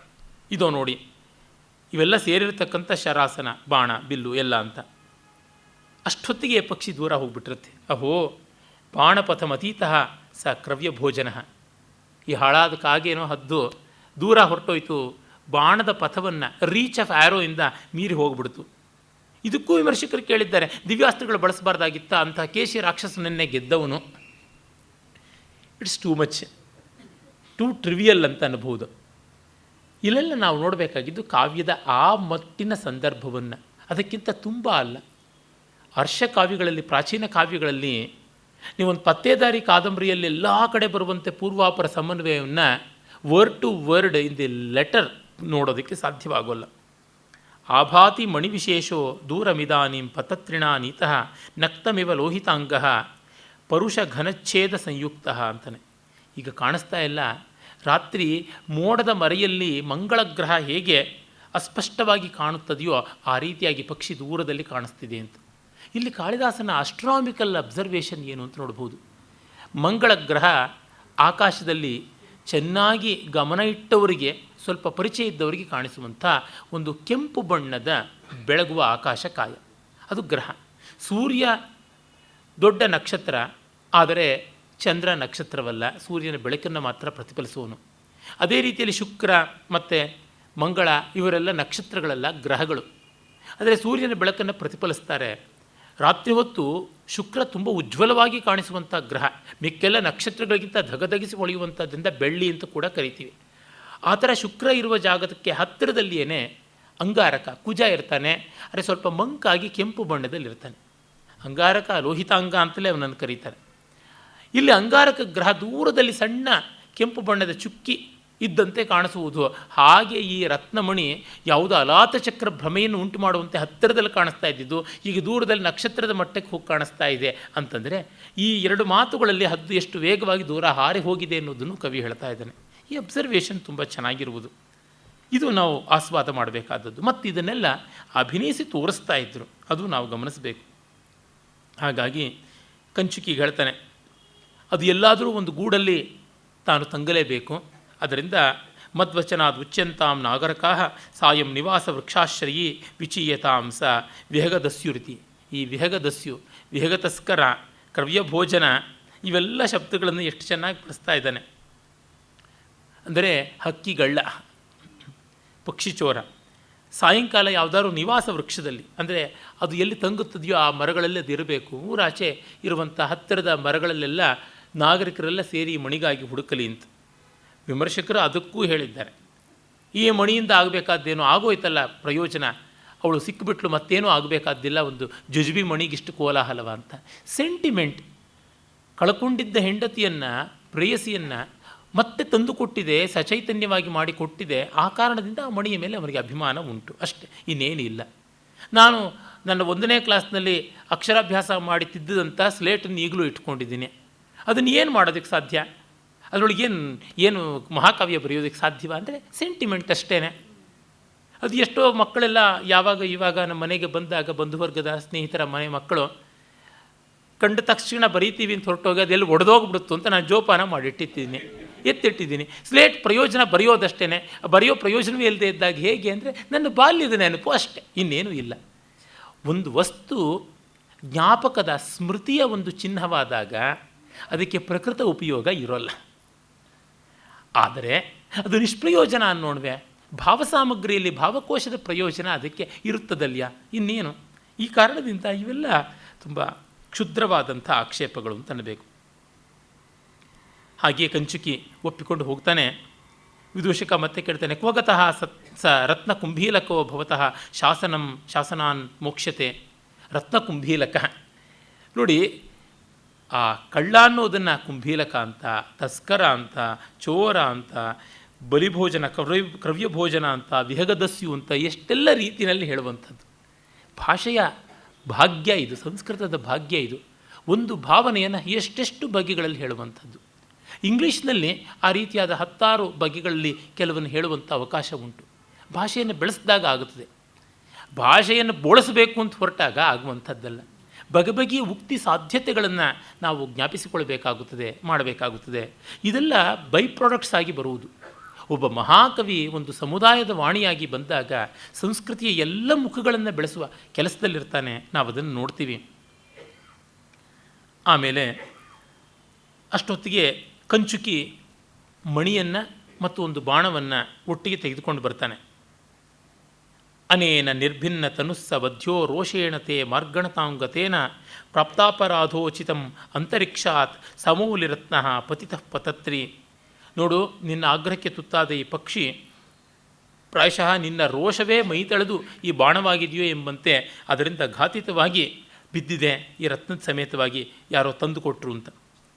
ಮತ್ತು ಅವನು ಹೇಳ್ತಾನೆ, ಅದ್ಭಿ ಪ್ರಕ್ಷಾಲಿತೋ ಎಂ ಮಣಿ ಕಸ್ಮೈ ಪ್ರದೀಯತಾಂ. ನೀರಿನಲ್ಲಿ ತೊಳೆದು ಈ ಮಣಿಯನ್ನು, ಯಾಕೆಂದರೆ ಪಕ್ಷಿ ಕಚ್ಚಿಕೊಂಡು ಹೋಗಿದೆ, ಅದರ ರಕ್ತವೂ ಆಗಿರಬೇಕು ಅನಿಸುತ್ತೆ. ರಾಜ ಹೇಳ್ತಾನೆ, ವೇದಕ ಗಚ್ಚ ಅಗ್ನಿಶುದ್ಧಮೇನಂ ಕೃತ್ವ ಪೇಟಕಂ ಪ್ರವೇಶಯ. ಇದನ್ನು ಅಗ್ನಿಶುದ್ಧಿ ಮಾಡಿಬಿಟ್ಟು ಪೆಟ್ಟಿಗೆಯಲ್ಲಿಡು ಅಂತ. ಒಂದು ಕ್ಷಣ ಜ್ವಾಲೆ ಸೋಂಕಿಸಿ ಒಳಗೆ ಎತ್ತಿಡ್ತಕ್ಕಂಥದ್ದು. ಬೆಲೆ ಬಾಳುವುದು ಮಾತ್ರ ಅಂತಲ್ಲ, ಅದು ಪವಿತ್ರವಾದದ್ದು ಹೌದು ಅಂತ. ತುಂಬ ಪವಿತ್ರವಾದದ್ದಕ್ಕೆ ಅಗ್ನಿಶುದ್ಧಿಯನ್ನು ಮಾಡ್ತಾರೆ ಅಂತ ಗೊತ್ತಾಗುತ್ತದೆ.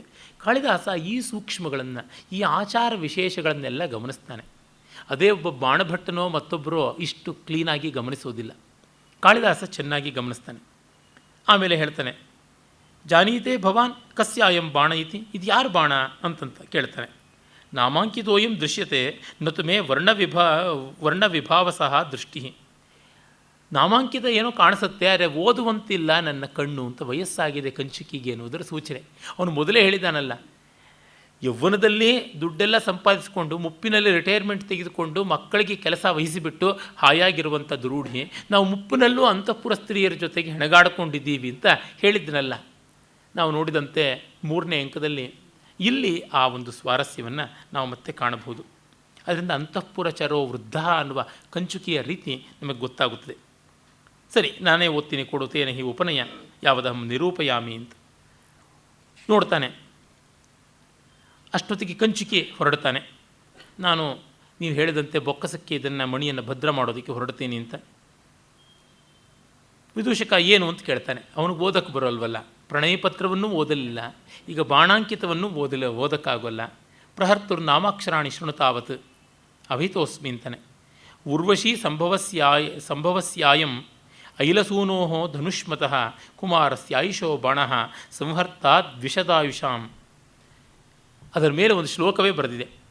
ಉರ್ವಶಿಯ ಮಗ ಇಲ ಅಂತ ಹೆಸರಾದ ಮಹಾರಾಜ ಅಥವಾ ಮಹಾರಾಣಿ ಆಗಿದ್ದನಲ್ಲ, ಅವನ ಮಗ ಐಲ, ಅವನ ಮಗ ಐಲಸೂನು ಧನುಷ್ಮಾನ್, ಇವನು ಆಯುಷ್ಮಂತನಾದ ಕುಮಾರ ಆಯುಸ್ಸು, ಅವನು ವೈರಿಗಳ ಆಯುಷ್ಯವನ್ನೇ ಅಪಹರಣ ಮಾಡುವಂಥವನು, ಅವನದು ಈ ಬಾಣ ಅಂತ. ಇಷ್ಟು ಬರೆಯೋದಕ್ಕೆ ಬಾಣದ ಮೇಲೆ ಜಾಗ ಇದೆಯಾ ಅಂತ ಅದನ್ನು ಕೇಳಿದ್ದಾರೆ.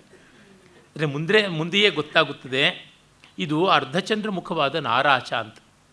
ನಾರಾಚ ಅಂತಂದರೆ ಅಗಲವಾದ ಅಲಗುಳ್ಳಂತಹ ಆದ್ಯಂತ ಲೋಹ ನಿರ್ಮಿತವಾದಂಥ ಮೈಯುಳ್ಳ ಚಿಕ್ಕ ಉದ್ದ ಹೆಚ್ಚಿನ ಮೊನಚಾದ ಅಗಲವಾದ ಅಲುಗು ಇರತಕ್ಕಂಥ ಬಾಣ ಅಂತ ಗೊತ್ತಾಗುತ್ತದೆ. ಅದು ಆದ್ಯಂತ ಲೋಹ ಇದ್ದಿದ್ದರಿಂದ ಅದರ ಮೇಲೆ ಕೆತ್ತನೆ ಮಾಡಬಹುದು.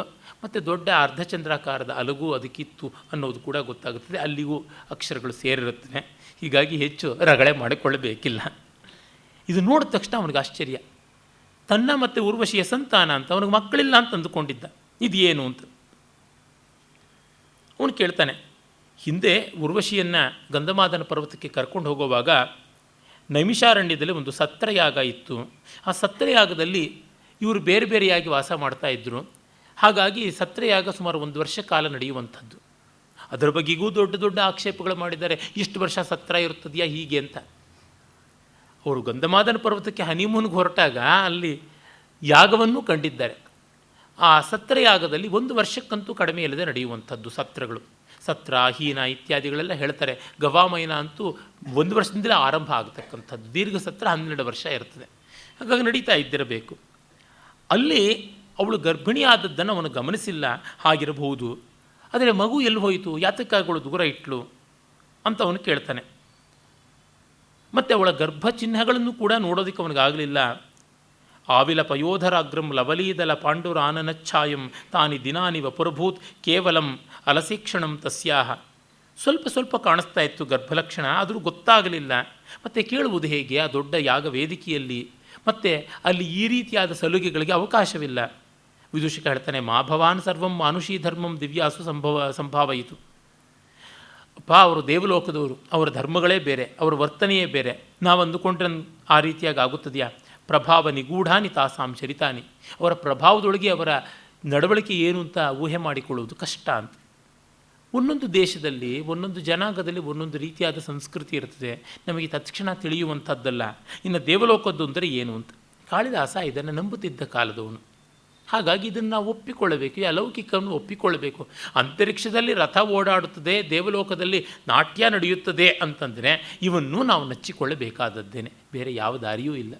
ಈಗ ನಾವು ಸೈನ್ಸ್ ಫಿಕ್ಷನ್ಗಳಂತ ಮಾಡಿದಾಗ ಬೇರೆ ಬೇರೆ ರೀತಿಯಲ್ಲಿ ಮಾಡೋಲ್ವಾ, ಹಾಗೆ. ಮತ್ತು ಹಾಗಿದ್ದರೆ ಮಕ್ಕಳಾದರೂ, ಮಗು ಹುಟ್ಟಿದರೂ ಅವಳು ಯಾಕೆ ಮರೆ ಮಾಡಿದಳು? ಪುತ್ರ ಸಂವರಣಯಿತು ಕಿಮಿವ ಕಾರಣಂ ತತ್ರ ಭವತ್ಯಾಹ. ಮಗು ಹುಟ್ಟಿದ್ದನ್ನು ಮರೆಮಾಚಿದ್ಯಾತಕ್ಕೆ? ವಿದೂಷಕ ಆಬ್ವಿಯಸ್ ವಿನೋದದ ಉತ್ತರ ಕೊಡ್ತಾನೆ. ವೃದ್ಧಾಂ ಮಾಂ ರಾಜ ಪರಿಹಸಿಷ್ಯತೀತಿ. ನಾನು ಮುದುಕಿ ಆಗಿಬಿಟ್ಟೆ ಅಂತ ಅಂದುಕೊಂಡು ರಾಜ ಗೇಲಿ ಮಾಡ್ಯಾನು ಅಂತ ಅವಳು ಅವಾಯ್ಡ್ ಮಾಡಿದಳು ಅಂತ. ಕೃತಂ ಪರಿಹಾಸೇನ, ಸಾಕು ವಿನೋದ, ಚಿಂತಿತಾಂ ಅಂತಾನೆ. ಕೋ ದೇವರಹಸ್ಯಾನಿ ತರ್ಕಿಷ್ಯತಿ. ದೇವರಹಸ್ಯಗಳು ನಮಗೆ ಹೇಗಪ್ಪ ಗೊತ್ತಾಗುತ್ತದೆ? ಏನೋ ಕಾರಣ ಎಂಥದ್ದು ಇರಬಹುದು. ನಮ್ಮ ಪುರಾಣಗಳಲ್ಲಿ ಈ ಥರದ್ದು ಬೇಕಾದಷ್ಟು ಬರ್ತವೆ. ಅದನ್ನು ಹೇಗೆ ಅಂತ ನೋಡೋಕ್ಕಾಗೋಲ್ಲ. ಅಷ್ಟ್ಯಾಕೆ ತುಂಬ ಶ್ರೀಮಂತರ ದೊಡ್ಡ ದೊಡ್ಡ ಬಿಸ್ನೆಸ್ ಟೈಕೂನುಗಳ ಮನೆಯ ರಹಸ್ಯಗಳನ್ನು ಹೀಗೆ ಅಂತ ಹೇಳೋಕ್ಕಾಗೋಲ್ಲ. ಆ ವಲಯಕ್ಕೆ ಸೇರಿರುವ ಆತ್ಮೀಯ ಉದ್ಯೋಗ ವರ್ಗದಲ್ಲಿರುವಂಥ ಕೆಲವು ಸ್ನೇಹಿತರ ಮೂಲಕ, ಅವರ ಬಂಧುಗಳ ಮೂಲಕ ಹೀಗೆ ಕರುಣಾಕರುಣಿಕೆಯಾಗಿ ಕೇಳ್ತಾ ಇರ್ತೀನಿ. ಇನ್ನು ಪತ್ರಿಕಾದಿಗಳ ಮಾಹಿತಿ ಮಾಧ್ಯಮಗಳ ಮೂಲಕವೂ ನೋಡೋದಾಗ್ತಾ ಇರ್ತದೆ. ಊಹಾತೀತವಾದಂಥದ್ದು. ಅಲ್ಲಿ ಸರಿ ಯಾವುದು, ತಪ್ಪ್ಯಾವುದು, ನೀತಿ ಯಾವುದು, ಅನೀತಿ ಯಾವುದು, ಕ್ರೌರ ಉಗ್ರ ಯಾವುದನ್ನು ಹೇಗೆ ಅಂತ ಹೇಳೋಣ ಆಗೋಲ್ಲ. ಎಲ್ಲ ನಡೀತಾ ಇರ್ತದೆ. ಆ ರೀತಿಯಲ್ಲೇ ಇದು ಕೂಡ ಏನೋ ಗೊತ್ತಿಲ್ಲದ್ದು ಅಂತಾನೆ. ಅಷ್ಟೊತ್ತಿಗೆ ಕಂಚುಕಿ ಬರ್ತಾನೆ. ಚವನಾಶ್ರಮದಿಂದ ಒಬ್ಬ ವೃದ್ಧ ತಪಸ್ವಿನಿ ಮತ್ತು ಬಾಲಕ ಇಬ್ಬರು ಬಂದಿದ್ದಾರೆ ಅಂತ ಪ್ರವೇಶಪಡಿಸ್ತಾನೆ. ಆಗ ನೋಡ್ತಾ ಇದ್ದಂತೆ ವಿದೂಷಕ, ಇವನು ನೋಡಿದ್ರೆ ನಮಗೆ ಗೊತ್ತಾಗ್ತಾ ಇದೆ ಇವನೇ ಇರಬೇಕು, ಇವನು ಈ ಗೃಧ್ರವನ್ನು ತನ್ನ ಬಾಣದ ಏಟಿಗೆ ಗುರು ಮಾಡಿದಂಥವನು, ನಮ್ಮ ರಾಜನ ಮಗ ಇರಬೇಕು ಅಂತ ಅನಿಸುತ್ತದೆ ಅಂತ. ಅವನಿಗೂ ಹಾಗೆ ಅನಿಸುತ್ತದೆ. ನೋಡ್ತಾ ಇದ್ದಂಗೆ ಪ್ರೀತಿ ಉಕ್ತಾ ಇದೆ. ಬಾಷ್ಪಾಯತೆ ನಿಪತಿತ ಮಮ ದೃಷ್ಟಿರಸ್ಮಿನ್ ವಾತ್ಸಲ್ಯ ಬಂಧಿ ಹೃದಯ ಮನಸಃ ಪ್ರಸಾದ ಸಂಜಾತ ವೇಪತುಭಿರುಜ್ಜಿತ ಧೈರ್ಯವೃತ್ತಿರಿಚ್ಛಾಮಿ ಚೈನಮದಯಂ ಪರಿರಬ್ಧುಮಂಗೈ. ಕಣ್ಣಲ್ಲಿ ತಾನೇ ನೀರು ಅಶ್ರುಗಳು ಬರ್ತಾ ಇವೆ, ಹೃದಯದಲ್ಲಿ ವಾತ್ಸಲ್ಯ ಉಕ್ಕುತ್ತಾ ಇದೆ, ಮೈ ರೋಮಾಂಚಿತವಾಗಿ ನಡುಗ್ತಾ ಇದೆ, ಒಂದು ರೀತಿ ಧೈರ್ಯ ಕುಗ್ಗುತ್ತಾ ಇರುವಂತೆ ಕಾಣಿಸುತ್ತದೆ. ಇವನನ್ನು ಗಟ್ಟಿಯಾಗಿ ಅದಯಂ ನಿರ್ದಯವಾಗಿ ಅಪ್ಪಿಕೊಳ್ಳಬೇಕು, ಗಾಢವಾಗಿ ಅಪ್ಪಿಕೊಳ್ಳಬೇಕು ಅನಿಸ್ತಿದೆ ಅಂತ. ಭೌಭೂತಿ ಕೂಡ ಉತ್ತರ ರಾಮಚರಿತೆಯಲ್ಲಿ ರಾಮ ಮತ್ತು ಲವ ಅವರಿಬ್ಬರ ಪರಿಶ್ವಂಗದ ಬಗೆಯನ್ನು ವರ್ಣಿಸ್ತಾನೆ ಹೀಗೆ. ಕಾಳಿದಾಸನ ಶಾಕುಂತಲದ ಸಪ್ತಮಾಂಕದಲ್ಲಿ ಮಗನನ್ನು ಸರ್ವದಮನನ್ನು ಕಂಡ ದುಷ್ಯಂತನ ಪರಿಸ್ಥಿತಿ ಹೀಗೆ ಆಗುತ್ತದೆ. ರಾಜ ಮೊದಲು ತಪಸ್ವಿನಿಗೆ ನಮಸ್ಕಾರ ಮಾಡ್ತಾನೆ, ಅಂಬಾ ಅಭಿವಾದಯಿ ಅಂತ. ಅವಳು ತಾಪಸಿ ಹೇಳ್ತಾಳೆ, ಮಹಾಭಾಗ ಸೋಮವಂಶ ವಿಸ್ತಾರಯಿತಾ ಭವ, ನೀನು ಚಂದ್ರವಂಶದ ವಿಸ್ತಾರಕನಾಗು ಅಂತ. ಆಮೇಲೆ ಅಹೋ ಅನಾಖ್ಯಾತೋಪಿ ವಿಜ್ಞಾತ ಏವಾಸ್ಯ ರಾಜರ್ಷೇಹೇ ಆಯುಷಃ ಔರಸಃ ಸಂಬಂಧ.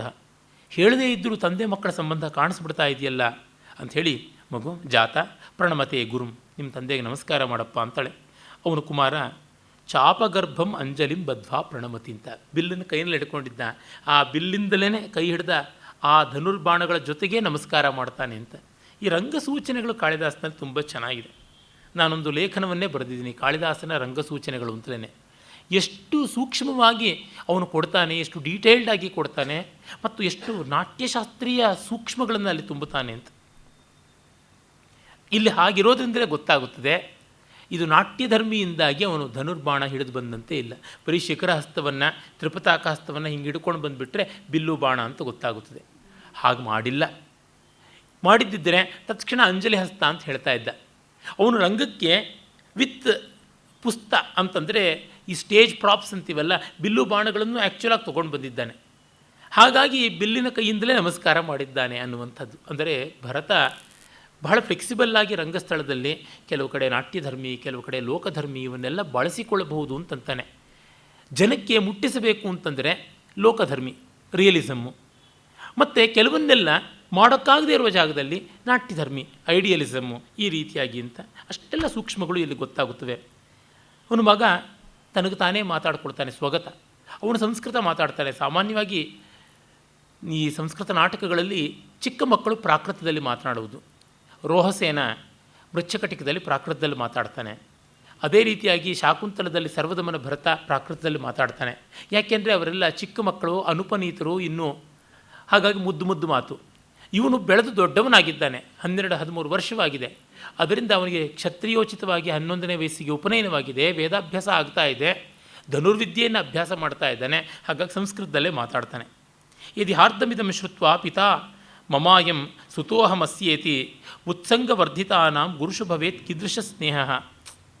ಅಲ್ಲ, ಇವನನ್ನು ನಿಮ್ಮ ಅಪ್ಪ ಅಂತ ಹೇಳಿದ ತಕ್ಷಣವೇ ನನಗೆ ಪ್ರೀತಿ ಬರ್ತಾ ಇದೆ. ಇನ್ನು ತಂದೆಯ ತೊಡೆಯಲ್ಲೇ ಬೆಳೆದ ಮಕ್ಕಳಿಗೆ ಇವನು ನಿಮ್ಮ ಅಪ್ಪ ಅಂತಂದಾಗ ಎಷ್ಟು ಪ್ರೀತಿ ಬರುತ್ತೆ ಅಂತ ಕಾಳಿದಾಸ ತುಂಬ ನಯವಾಗಿ ಹೇಳ್ತಾ ಇದ್ದಾನೆ. ಒಂದು ಬಗೆಯ ತಿಳುವಳಿಕೆಯಿಂದ ನಮಗೆ ಇವರು ಬಂಧುಗಳು ಅಂತ ಹೇಳಿದ ತಕ್ಷಣವೇ ಒಂದಿಷ್ಟು ಗೌರವ, ಆತ್ಮೀಯತೆ ಬರುತ್ತದೆ ಸಂಸ್ಕಾರ ಇದ್ದಲ್ಲಿ. ಆದರೆ ಸಂಸ್ಕಾರ ಬೇರೆ, ಯಾವುದೇ ಸಂಸ್ಕಾರಗಳು ನಮ್ಮನ್ನು ಹದ ಮಾಡುವುದಕ್ಕೆ ಮುನ್ನವೇ ಬರುವಂಥ ಪ್ರಾಕೃತಿಕವಾದ ಪ್ರೀತಿಯೇ ಬೇರೆ. ಆ ಪ್ರೀತಿಯ ಮೂಲಕ ಬಂದದ್ದು ಹೆಚ್ಚು ಗಟ್ಟಿ ಅನ್ನೋದನ್ನು ಹೇಳ್ತಾ ಇದ್ದಾನೆ. ಶಾಕುಂತಲದಲ್ಲಿಯೇ ಕಣ್ವ ಹೇಳ್ತಾನೆ, ನನಗೆ ವೈಕ್ಲವ್ಯಂ ತಾವದೀದೃಶಮೋ ಸ್ನೇಹಾದರಣ್ಯೌಕಸಃ ಪೀಡ್ಯಂತೆ ಗೃಹಿಣ ಕಥಂನು ತನಯ ವಿಶ್ಲೇಷ ದುಃಖೈರ್ನವೈ. ನಾನು ಕಾಡಿನ ತಪಸ್ವಿ, ಸರ್ವಸಂಗ ಪರಿತ್ಯಾಗಿ, ನನಗೇ ಮಗಳು ಅಂತ ಇವಳು ಕೇವಲ ಸಾಕು ಮಗಳು, ಇವಳ ಬಗ್ಗೆ ಎಷ್ಟು ಪ್ರೀತಿ ಬಂದರೆ ಇನ್ನು ಹೆತ್ತ ಮಗಳನ್ನು, ತಮ್ಮ ಔರಸ ಪುತ್ರಿಯನ್ನು ಮದುವೆ ಮಾಡಿ ಗಂಡನ ಮನೆಗೆ ಕಳಿಸಿಕೊಡುವ ಗೃಹಸ್ಥರಿಗೆ ಯಾವ ರೀತಿ ಸಂಕಟ ಆಗಬೇಕು ಅಂತ ಅಲ್ಲೆಲ್ಲ ಗೊತ್ತಾಗುತ್ತದೆ. ಈ ಬೆಳೆಸಿದ ಪ್ರಾಕೃತಿಕವಾದ ಬಂಧ ಸಂಸ್ಕೃತಿಯಿಂದ ಬರುವುದಕ್ಕಿಂತ ಹೆಚ್ಚು ಗಾಢವಾದದ್ದು. ಸಂಸ್ಕೃತಿ ಈ ಸಂಬಂಧಗಳಿಗೆ ಒಂದು ಸೌಂದರ್ಯವನ್ನು, ಒಂದು ಒಪ್ಪವನ್ನು, ಒಂದು ವಿವೇಕವನ್ನು ತಂದುಕೊಡಬಹುದು. ಆದರೆ ಅದನ್ನು ಇಷ್ಟು ಸಟ್ಲಾಗಿ ಹೇಳ್ತಾನೆ. ಈ ಕಾಲದವನಾದರೆ ನೀನು ಅಪ್ಪ ಅಂದರೂ ನನಗೇನು ಅನ್ನಿಸ್ತಾ ಇಲ್ಲ ಅನ್ಬೋದು. ಆದರೆ ಕಾಳಿದಾಸ ಒಂದು ಆದರ್ಶವನ್ನು ಹೇಳ್ತಾನೆ, ಅದರ ಮರೆಯಲ್ಲಿರತಕ್ಕಂಥ ಕಟು ವಾಸ್ತವವನ್ನು ಧ್ವನಿಸ್ತಾನೆ. ಇದು ತುಂಬ ಕಷ್ಟದ ಹದ. ಆ ಕಡೆಗೂ ಈ ಕಡೆಗೂ ಒಲೆದು ಬಿಡ್ಬೋದು ತುಂಬ ಸುಲಭ. ಮಧ್ಯದಲ್ಲಿ ನಿಂತು ಎರಡನ್ನೂ ಗಮನಿಸಿಕೊಳ್ಳುವುದಿದೆಯಲ್ಲ, ಡಮರುಕಮಣಿ ನ್ಯಾಯ ತುಂಬ ಕಷ್ಟ. ಭಗವತಿ ಕಿಮಾಗಮನ ಪ್ರಯೋಜನಂ, ಅಮ್ಮ ಬಂದದ್ದೇನು ಅಂತಾನೆ.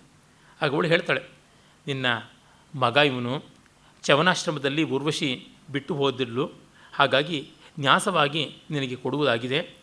ಯಾಕೆಂದರೆ ಇವನು ಧನುರ್ವೇದದಲ್ಲಿ ಚೆನ್ನಾಗಿ ತಯಾರಾಗಿದ್ದಾರೆ. ಗೃಹೀತ ವಿದ್ಯಾ ಧನುರ್ವೇದೆ ಅಭಿವಿನೀತ, ವಿದ್ಯೆಯನ್ನು ಪಡ್ಕೊಂಡಿರೋದಲ್ಲದೆ ಅಭಿವಿನೀತ ಅಂದರೆ ಸ್ಪೆಷಲಿ ಟ್ರೈನ್ಡ್ ಇನ್ ಧನುರ್ವೇದ. ಅದಕ್ಕಾಗಿಂತ ಸನಾಥ ಖಲು ಸಂವೃತ್ತ, ಈಗ ನಾನು ಸನಾತನಾದೆ ಅಂತ ಅಂದರೆ ಮಗ ಬಂದು ಅವನಿಗೆ ದೊಡ್ಡ ಬಲ ಬಂದಂತೆ ಆಯಿತು ಅಂತ. ಆಮೇಲೆ ತಪಸ್ವಿನಿ ಹೇಳ್ತಾಳೆ, ಇವತ್ತು ಇವನು ಋಷಿಕುಮಾರಕರ ಜೊತೆಗೆ ಸಮಿತ್ ಪುಷ್ಪ ದರ್ಭಾದಿಗಳನ್ನು ಆಯ್ದುಕೊಂಡು ಬರೋದಕ್ಕೆ ಹೋಗಿದ್ದಾಗ ಆಶ್ರಮ ವಿರುದ್ಧಂ ಆಚರಿತಂ, ನಮ್ಮ ಆಶ್ರಮಕ್ಕೆ ವಿರುದ್ಧವಾದದ್ದನ್ನು ಮಾಡ್ದ ಅಂತ. ಎಲ್ಲರೂ ಆಂಗ್ಸೈಟಿಯಿಂದ ಕಿಮಿವ ಏನು ಅಂತ ಕೇಳ್ತಾರೆ. ಏನಿಲ್ಲ, ಈ ಹದ್ದು ಕೊಕ್ಕಿನಲ್ಲಿ ಏನನ್ನೋ ಮಾಂಸ ಅನ್ನುವಂಥ ರೀತಿ ಇದನ್ನು ಕಚ್ಕೊಳ್ತಾ ಇತ್ತು, ನೋಡಿದರೆ ಅದು ರತ್ನಮಣಿ ಅಂತ ಗೊತ್ತಾಯಿತು. ಅದಕ್ಕೆ ಇವನು ಬಾಣ ಬಿಟ್ಟು ಈ ಒಂದು ಹದ್ದನ್ನು ಕೊಂದು ಮಣಿಯನ್ನು ಪಡ್ಕೊಂಡ. ನಮ್ಮ ಆಶ್ರಮದಲ್ಲಿ ಬೇಟೆ ಇತ್ಯಾದಿಗಳಿಗೆಲ್ಲ ಅವಕಾಶವಿಲ್ಲ ಅಂತ ಧ್ವನಿ. ಹಿಂಸರ ವೃತ್ತಿಯನ್ನು ಕೈಗೊಳ್ಳಬಾರ್ದು, ಅದರಿಂದ ಇವನನ್ನು ಉಳಿಸ್ಕೊಳ್ಳೋಕ್ಕಾಗಲ್ಲ. ಚವನರು ಹೇಳಿಬಿಡ್ತಾರೆ, ತಥಾ ಉಪಲಬ್ಧ ವೃತ್ತಾಂತೇನ ಭಗವತಾ ಚವನೇನ ಅಹಂ ಸಮಾಧಿಷ್ಟ ನಿರ್ಯಾತಯ ಏನಂ ಉರ್ವಶಿ ಹಸ್ತೆ ನ್ಯಾಸಮಿತಿ. ಇನ್ನು ಇವನನ್ನು ಇಟ್ಕೊಳ್ಳೋದಲ್ಲ, ಉರ್ವಶಿ ಹಸ್ತಕ್ಕೆ ಅರ್ಪಿಸಿಬಿಡು ಅಂತ. ಅಂದರೆ ನೋಡಿ ಯಾವ ರೀತಿಯಲ್ಲಿ ತಪಸ್ವಿಗಳು ಯೋಚನೆ ಮಾಡ್ತಾಯಿದ್ರು. ಇವನಿಗೆ ಕ್ಷಾತ್ರ ಪ್ರಬಲಿಸಿತು, ಇನ್ನು ಆಶ್ರಮದಲ್ಲಿ ಇರುವುದಲ್ಲ, ಇವನಿಗೂ ತೊಂದರೆ ನಮಗೂ ತೊಂದರೆ ಹೋಗಲಿ ಅಂತ. ಮಹಾಭಾರತದಲ್ಲಿ ಶಾಕುಂತಲೋಪಾಖ್ಯಾನದಲ್ಲಿ ಬರುತ್ತದೆ. 7-8 ವರ್ಷ ಆಗಿಬಿಡುತ್ತೆ ಸರ್ವದಮನ ಭರತನಿಗೆ. ಅವನು ಉದ್ಧತನಾಗಿ ವರ್ತನೆ ಮಾಡೋದನ್ನು ನೋಡಿಬಿಟ್ಟು ಎಲ್ಲರೂ ಅವನಿಗೆ ಸರ್ವದಮನ ಅಂತಲೇ ಹೆಸರಿಟ್ಟಿರ್ತಾರೆ. ಭರತ ಅನ್ನೋ ಹೆಸರಿದ್ದರು. ಕಣ್ವರು ಹೇಳ್ತಾರೆ, ಇನ್ನು ಬೆಳೀತಾ ಇದ್ದಾನೆ ಮಗ, ಆಶ್ರಮದ ವೃತ್ತಿಗೆ ವಿರುದ್ಧವಾದ ರೀತಿಯಲ್ಲೇ ಸ್ವಲ್ಪ ಇವನನ್ನು ಸಾಫನ್ ಮಾಡಿಬಿಟ್ರೆ ಕ್ಷಾತ್ರ ಧರ್ಮಕ್ಕೆ ತಪ್ಪಾಗುತ್ತದೆ. ಹಾಗಾಗಿ ಹುಲಿಯನ್ನು ಹುಲ್ಲು ಮೇಯುವಂತೆ ಮಾಡಿಬಿಟ್ರೆ ಜಗತ್ತಿಗಿದ್ದ ಹುಲಿ ಹೋಯಿತು ಅನ್ನೋದು ಬಿಟ್ಟು ಇನ್ನೇನೂ ಲಾಭ ಇಲ್ಲ. ಅದಕ್ಕಾಗಿ ಹುಲ್ಲು ಮೇಯಬಾರದು ಹುಲಿ, ಅದು ಎಲ್ಲಿರಬೇಕೋ ಅಲ್ಲೇ ಇರಬೇಕು. ಹುಲ್ಲು ಮೇಯುವ ಹಸು ಎಲ್ಲಿರಬೇಕೋ ಅಲ್ಲೇ ಇರಬೇಕು. ಈ ವ್ಯತ್ಯಾಸಗಳನ್ನು ಕಾಪಾಡಬೇಕು, ಅದು ಲೋಕಹಿತವಾದದ್ದು. ಅದಕ್ಕಾಗಿ ಕರ್ಕೊಂಡು ಬಂದಿದ್ದೀನಿ ಅಂತ. ಇದು ದೊಡ್ಡ ಅನುಗ್ರಹವಾಯಿತು ಅಂತ ಆಸನ ಅನುಗೃಹಾತು ಭಗವತಿ, ದಯಮಾಡಿ ಆಸನದಲ್ಲಿ ಕೂತ್ಕೊಳ್ಳಿ ಅಂತಾನೆ. ಮತ್ತು ಊರ್ವಶಿಯನ್ನು ಕರೆಯೋದಕ್ಕೆ ಕಂಚಿಕೆಯನ್ನು ಕಳಿಸ್ಕೊಡ್ತಾನೆ. ಮತ್ತು ಮಗನನ್ನು ಹತ್ತಿರ ಕರೀತಾನೆ. ಸರ್ವಾಂಗೇಣ ಸ್ಪರ್ಶ ಸುತಸ್ಯ ಕಿಲ ತೇನ ಮಾಂ ಉಪಗತೇನ ಆಹ್ಲಾದಯಸ್ವ ತಾವತ್ ಚಂದ್ರಕರಃ ಚಂದ್ರಕಾಂತಮಿವ. ಚಂದ್ರನ ಕಿರಣಗಳು ಚಂದ್ರಕಾಂತ ಶಿಲೆಗೆ ಬಿದ್ದಾಗ ಅದು ಕರಗಿ ರಸ ಒಸರುತ್ತದೆ ಅಂತ ಕವಿ ಕಲ್ಪನೆ. ಸೂರ್ಯನ ಕಿರಣಗಳು ಸೂರ್ಯಕಾಂತದ ಮೇಲೆ ಹಗಲು ಬಿದ್ದಾಗ, ಚಂದ್ರನ ಕಿರಣಗಳು ರಾತ್ರಿಯಲ್ಲಿ ಚಂದ್ರಕಾಂತದ ಮೇಲೆ ಬಿದ್ದಾಗ ಅಮೃತದಂಥ ನೀರು ಒಸರುತ್ತದೆ ಅಂತ. ಅಪ್ಪ ನೀನು ಬಾ, ನಾನು ಚಂದ್ರಕಾಂತ ಮಣಿ, ನೀನು ಚಂದ್ರನ ಕಿರಣಗಳು, ಹಾಗಾಗಿ ನಿನ್ನ ಸ್ಪರ್ಶದಿಂದ ನನ್ನಲ್ಲಿ ಮಾಧುರ್ಯದ ಪ್ರೀತಿಯ ರಸವುಕ್ಕಲಿ ಎನ್ನುವಂಥ ಸೂಚನೆ. ಮತ್ತು ಅದು ಸರ್ವಾಂಗೀಣ ಸ್ಪರ್ಶ ಸುತಸ್ಯ ಕಿಲ, ಸರ್ವಾಂಗೀಣವಾದ ಸ್ಪರ್ಶ ಅದು ಅಂತ ಆ ಸಂತೋಷ ಪಡ್ತಾ ಇರ್ತಾನೆ. ಆಗ ಮಗ ರಾಜಾನಂ ಉಪಗಮ್ಯ ಪಾದಗ್ರಹಣಂ ಕರೋತಿ, ಮತ್ತೆ ಅವನ ಪಾದಸ್ಪರ್ಶವನ್ನು ಮಾಡ್ತಾನೆ. ನೋಡಿ, ಅವಳು ತಪಸ್ವಿನಿ ಹೇಳ್ತಾಳೆ, ಜಾತ ನಂದಯ ಪಿತರಂ, ತಂದೆಯನ್ನು ಸಂತೋಷ ಪಡಿಸಪ್ಪ ಅಂತ ಹತ್ತಿರಕ್ಕೆ ಬಂದು ಕೂತ್ಕೋತಾನೆ. ಆಮೇಲೆ ರಾಜ ಹೇಳ್ತಾನೆ, ಊರ್ವಶಿಗೆ ಆವಾಗ ವಿದೂಷಕ ಹೇಳ್ತಾನಲ್ಲ, ನಾನು ಬ್ರಾಹ್ಮಣ, ನನಗೆ ನಮಸ್ಕಾರ ಮಾಡೋದಿಲ್ವ ಅಂತ. ಇಲ್ಲಿ ಅವನ ಪ್ರಶ್ನೆ ಕೇಳೋಕ್ಕೆ ಮುಂಚೆನೇ ಇತಸ್ತವ ಪಿತುಹು ಪ್ರೇಯಸಕಂ ಬ್ರಾಹ್ಮಣಂ ಅಶಂಕಿತೋ ವಂದಸ್ವ, ನಿಮ್ಮಪ್ಪನ ಮಿತ್ರ ಬ್ರಾಹ್ಮಣ, ನಿಶಂಕಿಯಿಂದ ನಮಸ್ಕಾರ ಮಾಡು ಅಂತ. ನೋಡಿ, ಆಗ ವಿದೂಷಕ ಎಷ್ಟು ಅವನಿಗೆ ಸ್ವಾತ್ಮನಿಷ್ಠವಾದ ಹಾಸ್ಯ ಉಂಟು, ತನ್ನನ್ನೇ ತಾನು ಗೇಲಿ ಮಾಡಿಕೊಳ್ಳಬಲ್ಲ. ಕಿಮಿತಿ ಶಂಕ್ಯತೆ, ನನ್ನ ಆಶ್ರಮ ವಾಸ ಪರಿಚಿತ ಏವ ಶಾಖಾಮೃಗ, ಅಲ್ಲಪ್ಪ ಯಾಕೆ ಸಂಶಯ ಪಡ್ತೀಯ, ನಿಮ್ಮ ಆಶ್ರಮದಲ್ಲಿ ಕೋತಿಗಳಿರಲಿಲ್ವೇ ಅಂತ ಕೇಳ್ತಾನೆ. ಎಲ್ಲರೂ ನಗುತ್ತಾರೆ. ತಾತ ಬಂದೆ ಅಂತ ಅವನು ನಗನಗ್ತಾ ನಮಸ್ಕಾರ ಮಾಡ್ತಾನೆ. ಸ್ವಸ್ತಿ ಭವತೆ ವರ್ಧಸ್ವ ಅಂತ ಆಶೀರ್ವಾದ ಮಾಡ್ತಾನೆ. ಅಷ್ಟೊತ್ತಿಗೆ ಊರ್ವಶಿ ಬರ್ತಾಳೆ. ಇವೆಲ್ಲ ಯಾಕೆ ಅಂದರೆ ಕಂಚುಕಿ ಹೋಗಿ ಊರ್ವಶಿಯನ್ನು ಕರ್ಕೊಂಡು ಬರಬೇಕು, ಅಷ್ಟರೊಳಗೆ ಇದು ನಡೆಯಬೇಕು. ಹೀಗೆ ಒಂದೊಂದು ಪಾತ್ರಗಳ ನಿಷ್ಕ್ರಮಣ ಆಗಮನ ಇವುಗಳ ಸೂಚನೆಯನ್ನು ತುಂಬ ಚೆನ್ನಾಗಿ ಮಾಡ್ತಾನೆ. ಅವಳು ಬರ್ತಾ ಬರ್ತಾ ನೋಡ್ಕೋತಾಳೆ, ಯಾರಿವನು ಸಬಾಣಾಸನ ಪಾದಪೀಠೆ ಸ್ವಯಂ ಮಹಾರಾಜೇನ ಸಂಯಮಮಾನ ಶಿಖಂಡಕಸ್ತಿಷ್ಠತಿ. ಮಹಾರಾಜ ಸ್ವಯಂ ಇವನ ತಲೆ ಸವರ್ತಾ ಇದ್ದಾನೆ. ಯಾರು ಈ ಹುಡುಗ? ಅಹೋ ಸತ್ಯವತಿ ಸೂಚಿತ ಅಯಂ ಮೇ ಪುತ್ರಕಾಯು ಮಹಾನ್ ಖಲು ಸಂವೃತ್ತ. ಓ ಇಲ್ಲಿಯೇ ತಪಸ್ವಿನಿ ಸತ್ಯವತಿ, ಅವಳು ವೃದ್ಧ ತಾಪಸ್ಸಿಯ ಹೆಸರು, ಅವಳಿದ್ದಾಳೆ, ಇವನು ವಾಯುಕುಮಾರ ಮಗ ತುಂಬ ದೊಡ್ಡವನಾಗ್ಬಿಟ್ಟಿದ್ದಾನೆ ಅಂತ. ಅದಕ್ಕೆ ಮತ್ತೆ ಅವಳು ಮಾತೃವಾತ್ಸಲ್ಯದ ಪ್ರೀತಿ ತೋರಿಸಲಿಲ್ಲ ಮತ್ತೊಂದು ಅಂತಲೂ ವಿಮರ್ಶೆಗಳು ಬೇಕಾದಂತೆ ಮಾಡಿದ್ದಾರೆ. ದೇವಲೋಕದವರ ದಾರಿ ಹಾಗೆ, ಅವ್ರಿಗೆ ಮಕ್ಕಳ ಮೇಲೆ ಅಂಥ ವಿಶ್ವಾಸ ಇರೋಲ್ಲ. ಮೇನಕೇನೆ ಮಾಡಲಿಲ್ವೇ, ಎತ್ತು ಬಗಾಯಿಸಿ ಹೋದಳು, ಅದು ಹಾಗೇನೆ, ಅವ್ರಿಗಿರೋದಿಲ್ಲ ಆ ರೀತಿಯಾದ ಕರ್ಟಿಸಿಸ್ ಇಲ್ಲ, ಏನು ಮಾಡೋಕ್ಕಾಗುತ್ತದೆ ಅಷ್ಟೇ. ಇದನ್ನು ಈಗ ಬೇರೆ ಬೇರೆ ದೇಶಗಳಲ್ಲಿ ಇರ್ತಕ್ಕಂಥ ಮಕ್ಕಳು ತಂದೆ ತಾಯಿಗಳನ್ನು ಯಾವ ಮಟ್ಟಕ್ಕೆ ನೋಡ್ಕೊಳ್ಳೋಕ್ಕಾಗುತ್ತೆ, ಬಿಟ್ಟು ಹೋಗಿರ್ತಾರೆ. ಮೊನ್ನೆ ತಾನೇ ನನ್ನ ಪರಿಚಿತ ವರ್ಗದಲ್ಲಿ ಆಯಿತು, ತುಂಬ ಅನುಕೂಲವಂತರಾಗಿಯೇ ಇದ್ದರು. ತಾಯಿ ಮೊದಲೇ ತೀರ್ಕೊಂಡಿದ್ರು 12 ವರ್ಷಕ್ಕೆ ಹಿಂದೆಯೇ, ತಂದೆ ಮೊನ್ನೆ ತೀರ್ಕೊಂಡ್ರು. ಮಗ ಅಮೇರಿಕಾದಿಂದಲೇ ನನಗೆ ಬರೋದಕ್ಕೆ ಪುರ್ಸೊತ್ತಿಲ್ಲ, ನೀವೇ ಏನಾದರೂ ಮಾಡಿ, ನನಗೆ ಆಸ್ತಿನೂ ಬೇಡ ಅಂತ್ಯ ಸಂಸ್ಕಾರವೂ ಬೇಡ ಅಂತಂದರು. ಇದು ಕ್ರೌರ್ಯವೇ ಇರಬಹುದು, ಆದರೆ ಹಾಗೂ ಇರ್ತಾರೆ ಜನ. ನಾವು ಊರ್ವಶಿಯನ್ನು ಏನು ಜಗತ್ತಿನ ಮಹಾ ಮಾತೃತ್ವದ ಸಂಕೇತ ಅಂತ ಹೊಗಳೋದಕ್ಕೆ ಹೊರಟಿಲ್ಲ. ಆ ಪಾತ್ರ ಆಗಿದೆ. ಆ ಪಾತ್ರ ಯಾಕೆ ಆಗಿದೆ? ಉತ್ಥಾನ ಪ್ರೀತಿ ಅಷ್ಟೇ, ಉತ್ಥಾನವಾದ ಪ್ರಣಯ. ರಂಗಣ್ಣನವರು ತುಂಬ ಚೆನ್ನಾಗಿ 3 ಮಾತಿನಲ್ಲಿ ಇದರ ಸ್ವಾರಸ್ಯವನ್ನು ಅಡಕ ಮಾಡ್ತಾರೆ. ಉತ್ಥಾನ ಪ್ರಣಯ, ಭೋರ್ಗರೆಯುವಂತಹ ಪ್ರೀತಿ, ಕಾವ್ಯತ್ವ, ಇದು ಮುಖ್ಯವಾಗಿ ನಾಟಕದ ಲಕ್ಷಣ ಅಂತ. ಹೌದು, ಅಷ್ಟರೊಳಗೆ ಇದು ಮಾಡಿರ್ತಕ್ಕಂಥದ್ದು. ಮಹತ್ವಾಕಾಂಕ್ಷೆಯಿಂದ ಹೊರಟ ಭಾವಗಳ ತೀವ್ರತೆ ಏನು ಅಂತ. ಕ್ಲಿಯೋಪ್ಯಾಟ್ರ ಭಾವಗಳ ಹುಚ್ಚು ಹೊಳೆ ಯಾಕಾಗಿದ್ದಾಳೆ ಅಂದರೆ, ಅವಳಿದ್ದಾಳಪ್ಪ ನೋಡಿ. ಶೇಕ್ಸ್ಪಿಯರ್ನ 4 ಮಹಾಪಾತ್ರಗಳಲ್ಲಿ ಕ್ಲಿಯೋಪ್ಯಾಟ್ರ ಒಂದು. ಫಾಲ್ಸ್ಟಾಫ್, ಹ್ಯಾಮ್ಲೆಟ್ಟು, ಇಯಾಗೋ, ಕ್ಲಿಯೋಪ್ಯಾಟ್ರ. ಅಲ್ಲಿ ಫಾಲ್ಸ್ಟಾಫು ಮತ್ತು ಇಯಾಗೋ ಇಬ್ಬರು ಕೆಟ್ಟವರ ವರ್ಗಕ್ಕೆ ಸೇರ್ತಾರೆ. ಇಯಾಗೋ ಅಂತೂ ಮಹಾಪಾಪಿಷ್ಠ, ಅವನಿಂದ ಒಂದು ಸ್ವಲ್ಪ ಮೇಲಕ್ಕಿರ್ತಕ್ಕಂಥವನು ಹಾಸ್ಯವನ್ನು ಸೇರಿಸಿಕೊಂಡಂಥ ಒಂದು ರೀತಿಯಾದ ಅವಿಶ್ವಸನೀಯನಾದ ಅಯೋಗ್ಯ ಮುದುಕ, ತಿಂಡಿ ಪೋತ, ಕುಡುಕ, ಅವನು ಫಾಲ್ಸ್ಟಾಫು. ಅಲ್ಲಿಂದ ಮೇಲೆ ಹುಚ್ಚುಚ್ಚಾಗಿ ಆಡ್ತಕ್ಕಂಥ ಕ್ಲಿಯೋಪ್ಯಾಟ್ರ. ಪ್ರೀತಿನೂ ಇರುತ್ತೆ, ಕೋಪನೂ ಮಾಡ್ಕೋತಾಳೆ, ಏನೇನೋ ತಂತ್ರಗಳು ಮಾಡ್ತಾಳೆ, ಐಲ್ ಪೈಲಾಗಿ ಆಡ್ತಾಳೆ, ಆದರೂ ಮೇಧಾವಿನಿ, ಪ್ರಜ್ಞಾಶಾಲಿನಿ ಅಂಥವಳು ಕ್ಲಿಯೋಪ್ಯಾಟ್ರ. ಎಲ್ಲ ತಿಳ್ಕೊಂಡು ಎಲ್ಲ ಜಾಣ ತುಸಾಕೋಣ ಹ್ಯಾಮ್ಲೆಟ್. ಇವರು ಯಾರೂ ಕೂಡ ದೊಡ್ಡ ಆದರ್ಶವಾಗಿ ಕಾಣಿಸೋಲ್ಲ, ಆದರೆ ಇಂಥವರು ಜಗತ್ತಲ್ಲಿರ್ತಾರೆ. ಅವ್ರ ಮೂಲಕ ನಮ್ಮನ್ನು ನಾವು ತಿದ್ದುಕೊಳ್ಳೋದಕ್ಕೆ ಸಾಧ್ಯವಾಗುತ್ತದೆ. ಆ ಕಡೆಗೆ ನೋಡಿ. 3 ಹೊತ್ತು ನೀರೊಳಗೆ ಇರೋಕ್ಕಾಗೋಲ್ಲ, ಎಣ್ಣೆಲಂತೂ ಸದಾ ನಿಲ್ಲೋಕ್ಕೆ ಆಗೋಲ್ಲ, ಸೀಗೆಕಾಯಿ ಒಳಗೆ ಸಲ್ಲೋಕ್ಕಾಗೋಲ್ಲ. ಆದರೆ ಇವೆಲ್ಲ ಇದ್ದರೆ ನಮ್ಮ ತಲೆ ಕೊಳೆ ಹೋಗುತ್ತೆ, ಮೈ ಕೊಳೆ ಹೋಗುತ್ತದೆ. ಆ ರೀತಿಯಾಗಿ ಇಂಥ ಪಾತ್ರಗಳ ಮೂಲಕ ಅಂತರಂಗ ಕ್ಷಾಲನ ಆಗಬೇಕು, ಮಾನವ ಸ್ವಭಾವ ದ್ಯೋತನ ಆಗಬೇಕು. ಇದು ಬೇಕಾದದ್ದು. ನನ್ನ ಸ್ನೇಹಿತ ನನಗೆ ಹೇಳ್ತಾ ಇದ್ದ, ನೀವು ನೋಡಿ ಸರ್, 2 ಪಾತ್ರಗಳ ಕಾಂಬಿನೇಷನ್ನು, ಶೇಕ್ಸ್ಪಿಯರ್ನ ಕ್ಲಿಯೋಪ್ಯಾಟ್ರ ಮತ್ತು ದೇವುಡು ನರಸಿಂಹಶಾಸ್ತ್ರಿಗಳ ಮಹಾದರ್ಶನದ ಬುಡಿಲ, ಈ 2ರ combination profound prostitute and sublime sage ಅಂತಂದ. ಅಂದರೆ ಒಬ್ಬ ವ್ಯಕ್ತಿಯಲ್ಲಿ ಎಷ್ಟು ಜನ ಇರೋದಕ್ಕೆ ಸಾಧ್ಯ ಅಂತ ಇದೆ, ಉಂಟು. ಆ ಥರ ಇರುತ್ತದೆ ಮನುಷ್ಯ ಸ್ವಭಾವ, ಅಂದರೆ ಹಾಗಿರುತ್ತದೆ. ಏನು ಮಾಡೋದು? ಆ ಅಂತರಂಗ ದರ್ಶನಕ್ಕಾಗಿ ಇವು ನಮಗೆ ಬೇಕು. ನಾವು ಅಂದುಕೊಂಡಂತೆ ಪಾತ್ರಗಳು ಇರೋದಕ್ಕೆ ಸಾಧ್ಯವ? ನಾವು ಅಂದುಕೊಂಡಂತೆ ಮನುಷ್ಯರು ಇರೋಲ್ಲ, ಇರಬಾರದು. ಇದ್ದರೆ ಅದು ಜಗತ್ತಲ್ಲ. ಕವಿಗೆ ನಾವಂದುಕೊಂಡಂಥ ರೀತಿಯಲ್ಲಿ ತಾನಂದುಕೊಂಡಂತೆ ಪಾತ್ರ ನಿರ್ಮಾಣ ಮಾಡೋಕ್ಕಾಗಲ್ಲ. ಪಾತ್ರ ಸ್ವಭಾವವನ್ನು ಇಟ್ಕೊಂಡು ನೋಡಬೇಕು. ಕೆಲವೊಂದು ಮಾತುಗಳು ಬರೆದು ಬಿಡ್ತಾನೆ, ಪಾತ್ರ ಸ್ವಭಾವಕ್ಕೆ ವ್ಯತಿರಿಕ್ತವಾದದ್ದು.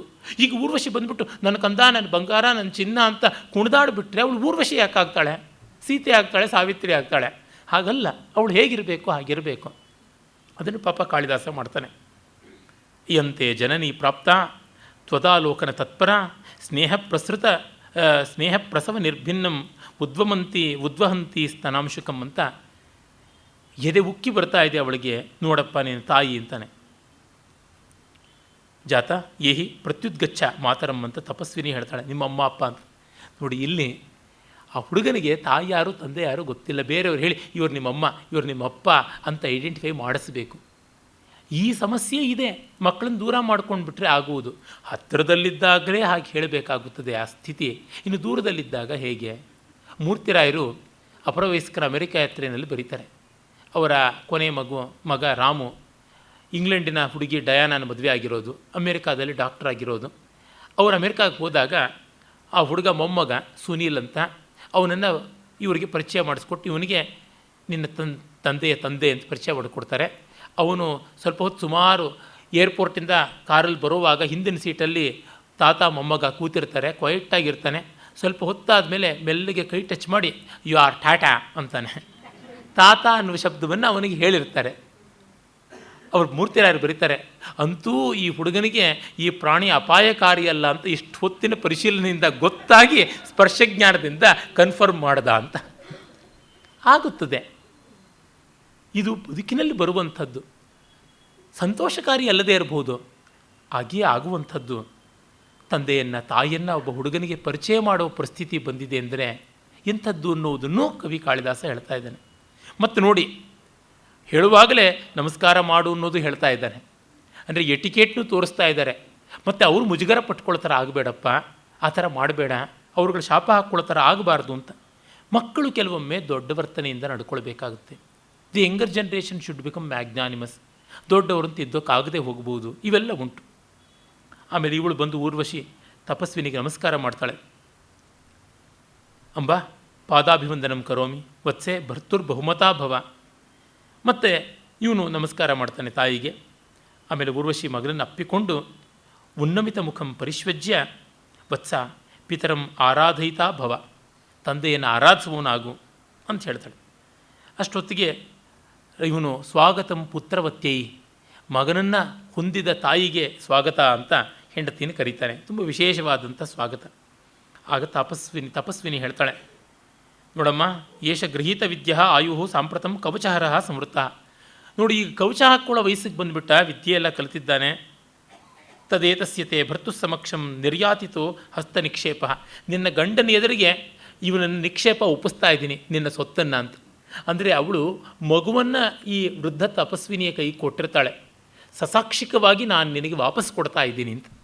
ಅಸಾಕ್ಷಿಕವಾಗಿ ನಿಕ್ಷೇಪವನ್ನು ಕೊಡಬಾರದು ಅಂತ ಉಂಟು. ಒಬ್ಬರದ್ರಿಗೆ ನೀವು ಕೊಟ್ಟರಿ ಅಂತ ಹೇಳೋದಕ್ಕೂ ನಿಕ್ಷೇಪ ದಾನದಲ್ಲಿ, ನಿಕ್ಷೇಪ ಪ್ರತಿಗ್ರಹದಲ್ಲಿ, ನಿಕ್ಷೇಪ ಪ್ರತಿಪ್ರದಾನದಲ್ಲಿ ಎಲ್ಲದರೊಳಗೂ ಸಾಕ್ಷಿಗಳು ಬೇಕು ಅಂತ. ನೀವು ಕೊಟ್ಟೇ ಇಲ್ಲ ಅಂದ್ಬಿಟ್ರೆ, ನೀವು ತೊಗೊಂಡೇ ಇಲ್ಲ ಅಂದುಬಿಟ್ರೆ ಕಷ್ಟ ಆಗುತ್ತದೆ. ಹಾಗಾಗಿ ಆ ವಿಧಿ ಧರ್ಮಶಾಸ್ತ್ರದಲ್ಲಿ ಬರುತ್ತದೆ. ಎಷ್ಟು ಜನ ಸಾಕ್ಷಿಗಳಿರಬೇಕು, ಏನು ಸಾಕ್ಷಿಗಳಿಲ್ಲದೆ ಇದ್ದಾಗ ಗತಿ, ಈ ಥರದ್ದೆಲ್ಲ ಉಂಟು.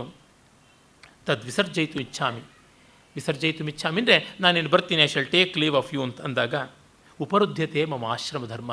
ನೋಡಿ, ಆ ತಪಸ್ವಿನಿಗೆ ಎಷ್ಟು ನಿಷ್ಠೆ ಉಂಟು, ಆಶ್ರಮ ಧರ್ಮ ಉಂಟು. ಬೇಗ ಹೋಗಬೇಕು, ಹೆಚ್ಚು ಕಾಲ ಅರಮನೆಯಲ್ಲಿ ಇರಬಾರ್ದು. ಇದು ಆಸ್ಥಾನ, ನಿಮಗೆ ಆಸ್ಥಾನ.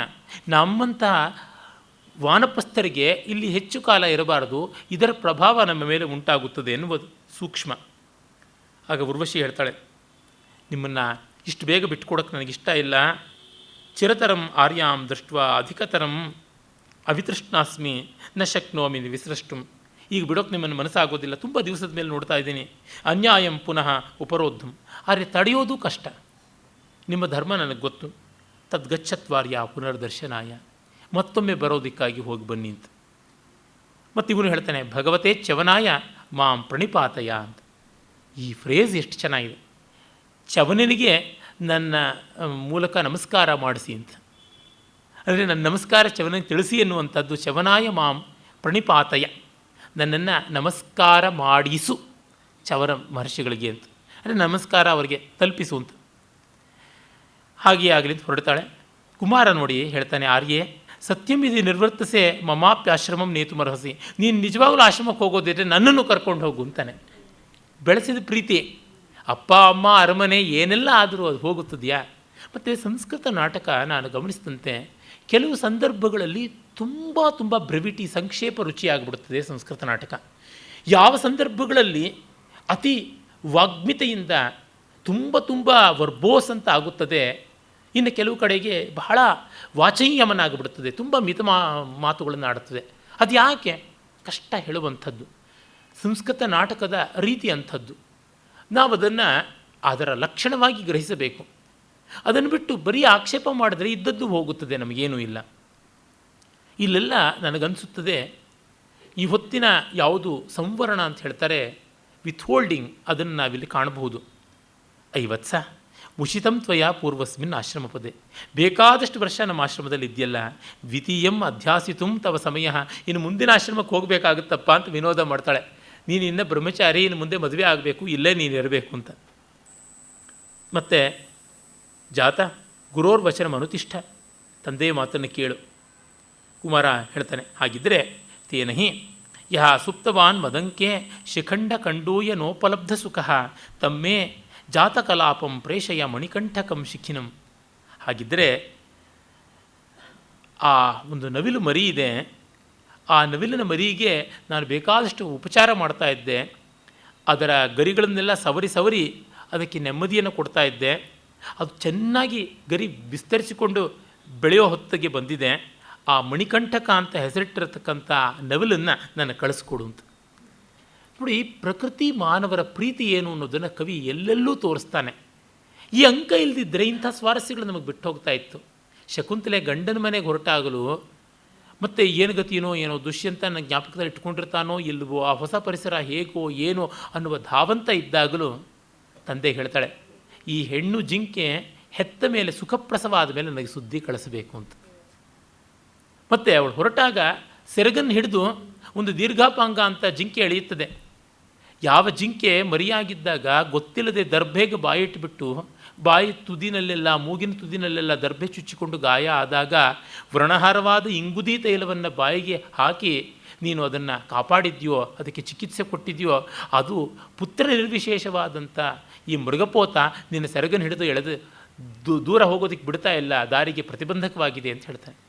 ಹಾಗೆ ಆ ವನಜ್ಯೋತ್ಸನ ಅನ್ನುವಂತಹ ಮಲ್ಲಿಗೆ ಬಳ್ಳಿ ಮಾವಿನ ಮರಕ್ಕೆ ಮದುವೆ ಮಾಡಿಸಿದ್ದಾಳೆ, ಅದನ್ನು ಮತ್ತೆ ಅಪ್ಪಿಕೊಂಡು ಹೋಗಿ ಬರ್ತೀನಿ ಅಂತ ಹೇಳ್ತಾಳೆ. ಇವೆಲ್ಲ ತುಂಬ ಹೃದಯ ಸ್ಪರ್ಶಿಯಾದಂಥವು.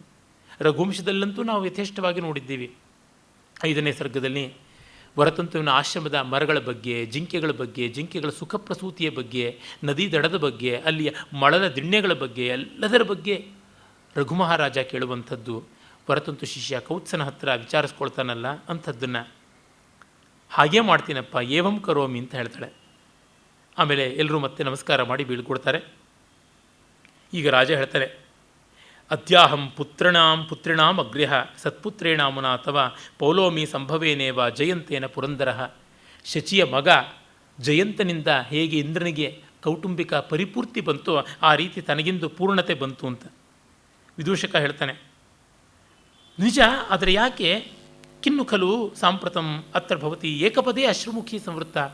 ಒಮ್ಮೆಲೆ ಒಂದೇ ಏಟಿಗೆ ಯಾತಕ್ಕೆ ಈಕೆ ಅತ್ರ ಭವತಿ ಗೌರವನೀಳಾದ ಊರ್ವಶಿ ಕಣ್ಣೀರು ಗರಿತಾ ಇದ್ದಾಳಲ್ಲ, ಯಾಕೆ ಮಂಕಾದಳು ಅಂತ. ಅವಳಿಗೆ ಇಂದ್ರನ ವಚನ ಇತ್ತಲ್ಲ, ಪುತ್ರ ದರ್ಶನ ನಿನ್ನ ಪತಿ ಪುರೂರವನಿಗಾದ ತಕ್ಷಣ ನೀನು ವಾಪಸ್ ಬರಬೇಕು ಅಂತ ಕೇಳ್ತಾನೆ.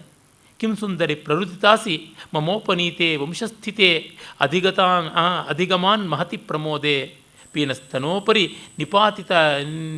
ನಿಪಾತಿಭಿ ಆನಯಂತಿ ಮುಕ್ತಾವಲಿ ವಿರಚನಾ ಪುನರುಕ್ತಿಮಸ್ತ್ರೈ. ನಿನ್ನ ಮುತ್ತಿನ ಮಣಿಗಳ ಹಾರದ ಮೇಲೆ ಮತ್ತೊಂದು ಮಣಿಹಾರವನ್ನು ಹಾಕುವಂತೆ ದಪ್ಪ ದಪ್ಪ ಕಣ್ಣೀರುಗಳನ್ನು ಯಾಕೆ ಸುರಿಸ್ತಾ ಇದೆಯಾ, ಏನು? ಪುನರುಕ್ತಿಂ ಅಸ್ತ್ರೈಹಿ ಮುಕ್ತಾವಲಿ ವಿರಚನಾಂ ಕರೋಷಿ ಕಿಮಿವ ಅಂತ ಕೇಳ್ತಾನೆ. ಆ ಫ್ರೇಝೇ ಚೆನ್ನಾಗಿದೆ. ಅವಳು ಹೇಳ್ತಾಳೆ, ಹೌದು, ಮಗ ಬಂದ ಆನಂದದಲ್ಲಿ ಒಂದು ಕ್ಷಣ ಮರೆತಿದ್ದೆ, ಆದರೆ ನೀನು ಇಂದ್ರನ ಹೋಲಿಕೆ ಕೊಟ್ಟ ತಕ್ಷಣ ನನಗೆ ಜ್ಞಾಪಕ ಬಂತು ಇಂದ್ರ ವಾಕ್ಯ. ಬಹಳ ಚೆನ್ನಾಗಿರುವಂಥದ್ದು. ಸ್ಮೃತಃ ಸಮಯೋ ಮಮ ಹೃದಯಂ ಆಯಾಸಯತಿ ಇದಾನಿ ಮಹೇಂದ್ರ ಸಂಕೀರ್ತನೇನ ಸ್ಮೃತಃ ಸಮಯ. ಇಂದ್ರನ ಬಗ್ಗೆ ಪ್ರಸ್ತಾವ ಬಂದ ತಕ್ಷಣ ನನಗಿದ್ದ ಅಗ್ರಿಮೆಂಟ್ ಗೊತ್ತಾಯಿತು ಅಂತ. ಇವರೆಲ್ಲ ಲೈಫ್ ಟೈಮ್ ಪಾಪ ಸರ್ವ್ ಮಾಡಬೇಕಾಗಿರೋರು, ಇವರಿಗೆ ಲೈಫಿಗೆ ಎಂಡೇ ಇಲ್ಲ, ಅಮರರು ಅಜರರು. ಇಂದ್ರನಿಗೆ ಒಪ್ಪಿ ನಡೆಯಬೇಕಾದದ್ದು. ಕಥ್ಯತಾಂ ಸಮಯ ಏನಂದರೆ ಇಷ್ಟೇ, ಗುರುಶಾಪ ಸಮ್ಮೂಢ ಮಹೇಂದ್ರೇಣ ಅಜ್ಞಾತ ಏನಂತ ಅಷ್ಟೇ, ಮಗನ ದರ್ಶನ ಆದ ತಕ್ಷಣ ಬರಬೇಕು ಅಷ್ಟೇ, ಅದು ಬಿಟ್ಟು ಇನ್ಯಾವುದೂ ಇಲ್ಲ. ಹಾಗಾಗಿಯೇ ನಾನು ಈ ಮಗುವನ್ನು ಯೇಷ ಪುತ್ರಕ ಆರ್ಯಾಯ ಸತ್ಯವತ್ಯಾ ಹಸ್ತೆ ಅಪ್ರಕಾಶಂ ನಿಕ್ಷಿಪ್ತ. ಅದು ಮಾತ್ರ ಅವಳು ಮಾಡಿದ್ದು ತಪ್ಪು ಅಂತ, ಪ್ರೀತಿಯೇ ಅಷ್ಟೇ. ಆ ಪ್ರೀತಿ ಒಳ್ಳೆಯದೋ ಕೆಟ್ಟದ್ದು ಅದನ್ನು ಕಾಳಿದಾಸ ಹೇಳ್ತಾ ಇಲ್ಲ, ಇದನ್ನು ಫಾಲೋ ಮಾಡಿ ಅಂತಲೂ ಹೇಳ್ತಾ ಇಲ್ಲ. ನೋಡಿ, ಎಕ್ಸೈಟ್ಮೆಂಟ್ ಯಾವ ಥರ ಇರುತ್ತೆ, ಯಾವ ಥರ ಇರ್ತದೆ ಫ್ಯಾಸಿನೇಷನ್ನು, ಎಲ್ಲವನ್ನೂ ಬಿಟ್ಟು ಹೋಗೋ ಮಟ್ಟಕ್ಕೂ ಬಂದುಬಿಡುತ್ತದೆ ಅಂತ ಹೇಳಿಬಿಟ್ಟು. ಮಕ್ಕಳನ್ನು ಬಿಡುವ ಮಟ್ಟಿಗೆ ಆಗ್ಬೋದು. ಅಲ್ಲ ಸ್ವಾಮಿ, ರಾಧಾಕೃಷ್ಣರ ಪ್ರೀತಿ ಮಾತ್ರ ದೊಡ್ಡದೋ, ಊರ್ವಶಿ ಪುರೂರವ್ರ ಪ್ರೀತಿ ಅಲ್ವಾ? ಪೂತಿ ನರಸಿಂಹಾಚಾರ್ಯ ಹೇಳ್ತಾರಲ್ಲ, ಪಕ್ಕಾದ ಗಂಡನ ತೊರೆ ತೊರೆ, ತೊಟ್ಟಿಲ ಹಸುಗೂಸ ಮರೆ ಮರೆ, ಬೃಂದಾವನಕ್ಕೆ ತ್ವರೆ ತ್ವರೆ ಅಂತಂದರೆ ಏನನ್ನೋಣ. ಆ ಪ್ರೀತಿಯ ಪರಾಕಾಷ್ಠೆಯನ್ನು ಅಲ್ಲಿ ಕವಿ ಹೇಳಿದ್ದಾರೆ, ಇನ್ನೇನೂ ಅಲ್ಲ.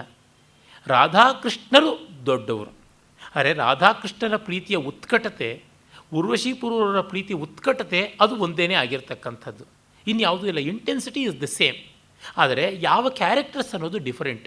ಹಾಗಾಗಿ ಕೃಷ್ಣ ತನ್ನ ಬಾಧ್ಯತೆಗಳನ್ನು ಮರೆಯಲಿಲ್ಲ, ಲೋಕಪ್ರೀತಿಯನ್ನು ಮರೆಯಲಿಲ್ಲ, ಲೋಕೋತ್ತರವಾಗಿ ನಿಂತ. ರಾಧೆ ಗೃಹಿಣಿಯರಿಗೆ ಒಂದು ಆದರ್ಶವಾಗಿ ಪ್ರೀತಿಯ ಸಮರ್ಪಣೆಯ ಮಹಾ ನಿದರ್ಶನವಾಗಿ ನಿಂತಳು. ನಾವು ಪುರೂರವನ್ನು ಉರ್ವಶಿಯನ್ನು ಆ ಆದರ್ಶದಲ್ಲಿ ಕಲ್ಪಿಸ್ಕೊಳ್ತಾ ಇಲ್ಲ. ಆದರೆ ಅವರಿಗೆ ಒಂದು ಎಕ್ಸೈಟ್ಮೆಂಟ್ ಇದೆ, ಒಂದು ಎನ್ಚಾಂಟಿಂಗ್ ಆದಂಥ ಅಫೆಕ್ಷನ್ ಇದೆ, ಅದನ್ನು ನಾವು ಒಪ್ಪಿಕೊಳ್ಳಲೇಬೇಕು. ಅದು ಲೋಕದ ಒಂದು ಆಯಾಮ. ರಾಜನಿಗೆ ಮೂರ್ಛೆನೇ ಬಂದುಬಿಡುತ್ತೆ ನೋಡಿ. ಅಂದರೆ ಮಗನ್ನ ಕಂಡಾಗ ಅವನಿಗೆ ಆಗದೇ ಇದ್ದಂಥ ಆವೇಗ, ಹೆಂಡತಿ ಹೋಗ್ತಾಳೆ ಅಂದರೆ ಆಯಿತು, ಇಬ್ಬರೂ ಸರಿಯಾಗಿದ್ದಾರೆ, ಕಂತೆ ತಕ್ಕ ಬಂತೆ, ನಾವೇನು ಆಕ್ಷೇಪ ಮಾಡಬೇಕಾಗಿಲ್ಲ. ಎಷ್ಟೋ ಜನಕ್ಕೆ ಆ ಥರ ಇರುತ್ತದೆ, ನಾವು ಕಂಡಿದ್ದೀವಿ. ಆ ತರಹ ಸೌಂದರ್ಯ ಭಂಗವಾಗುತ್ತದೆ ಅಂತ ಹಾಲು ಕೊಡದೆ ಮಕ್ಕಳಿಗೆ ಬೆಳೆಸ್ತಕ್ಕಂಥ ಕೋಟ್ಯಂತರ ತಾಯಂದಿರಿರುವಾಗ ಇಂಥವ್ರು ಯಾಕೆ ಇರಬಾರ್ದು? ಇರುತ್ತದೆ. ಅದು ದೊಡ್ಡ ಆದರ್ಶವಲ್ಲದೇ ಇದ್ದರೂ ಲೋಕದ ಸ್ವಭಾವ. ಮತ್ತು ಅವನಿಗೆ ಶೈತ್ಯೋಪಚಾರ ಆಗುತ್ತದೆ. ಅಹೋ ಸುಖ ಪ್ರತ್ಯರ್ಥಿತಾ ದೈವಸ್ಯ, ನನ್ನ ವಿಧಿಗೆ, ನನ್ನ ನೆಮ್ಮದಿ ಬಗ್ಗೆನೇ ಎಷ್ಟು ದ್ವೇಷ ಅಸೂಯೆ ಇದೆ. ಆಶ್ವಾಸಿತಸ್ಯ ಮಮ ನಾಮ ಸುತೋಪಲಬ್ಧ್ಯ ಸದ್ಯಸ್ತ್ವಯಾ ಸಹ ಕೃಶೋದರಿ ವಿಪ್ರಯೋಗ ವ್ಯಾವರ್ತಿತಾತಪ ರುಜಃ ಪ್ರಥಮಭ್ರವೃಷ್ಟ್ಯ ವೃಕ್ಷಸ್ಯ ವೈದ್ಯುತ ಇವಾಗ್ನಿರುಪಸ್ಥಿತೋಯಂ. ನನಗೆಂಥ ಅನ್ಯಾಯ! ಮಗ ಬಂದು ಸೇರಿದ ತಕ್ಷಣ ಹೆಂಡತಿ ದೂರ ಹೋಗುವಂಥದ್ದು, ಫ್ಯಾಮಿಲಿ ಕಂಪ್ಲೀಷನ್ ಅನ್ನುವುದೇ ಇಲ್ವ? ಶಂತನುವಿಗೂ ಹಾಗೆ, ಮಗ ಬಂದಾಗ ಹೆಂಡತಿ ಇಲ್ಲ, ಹೆಂಡತಿ ಇದ್ದಾಗ ಮಗ ಇಲ್ಲ. ಆಗುತ್ತದೆ, ಈ ಥರ ಬದುಕಿನ ಸಂದರ್ಭಗಳು ಒದಗುತ್ತವೆ. ಮಳೆಯೇ ಇಲ್ಲ ಅಂತ ಒದ್ದಾಡ್ತಾ ಇದ್ದಂಥ ಮರಕ್ಕೆ ಜೋರಾಗಿ ಮಳೆ ಬಂದು ಸಿಡ್ಲು ಬಡಿದು ಬೆಂಕಿ ಹತ್ತುಕೊಂಡು ಉರಿಯೋ ಥರ ಸ್ಥಿತಿ ಬಂತು ಅಂತಾನೆ. ವಿದೂಷಕ ಹೇಳ್ತಾನೆ, ಅಯ್ಯೋ ಇದೇನಿದು, ಅಯಂ ಸೋರ್ತಃ ಅನರ್ಥಾನುಬಂಧಿ ಸಂವೃತ್ತ. ಈ ಅರ್ಥ, ಈ ಲಾಭ ಅನರ್ಥಕ್ಕೆ ಕಾರಣವಾಗಿಬಿಡುತ್ತಲ್ಲ. ಪಾಪ ಅಲ್ಲಿದ್ದು ಹುಡುಗನ ಗತಿ ಏನಿರಬೇಕು ನೋಡಿ. ನಾನು ಬಂದ ಮೇಲೆ ಅಪ್ಪ ಅಮ್ಮ ಇಬ್ಬರು ದೂರವಾಗುವಂಥ ಪರಿಸ್ಥಿತಿ ಬಂತಲ್ಲ ಅಂತ.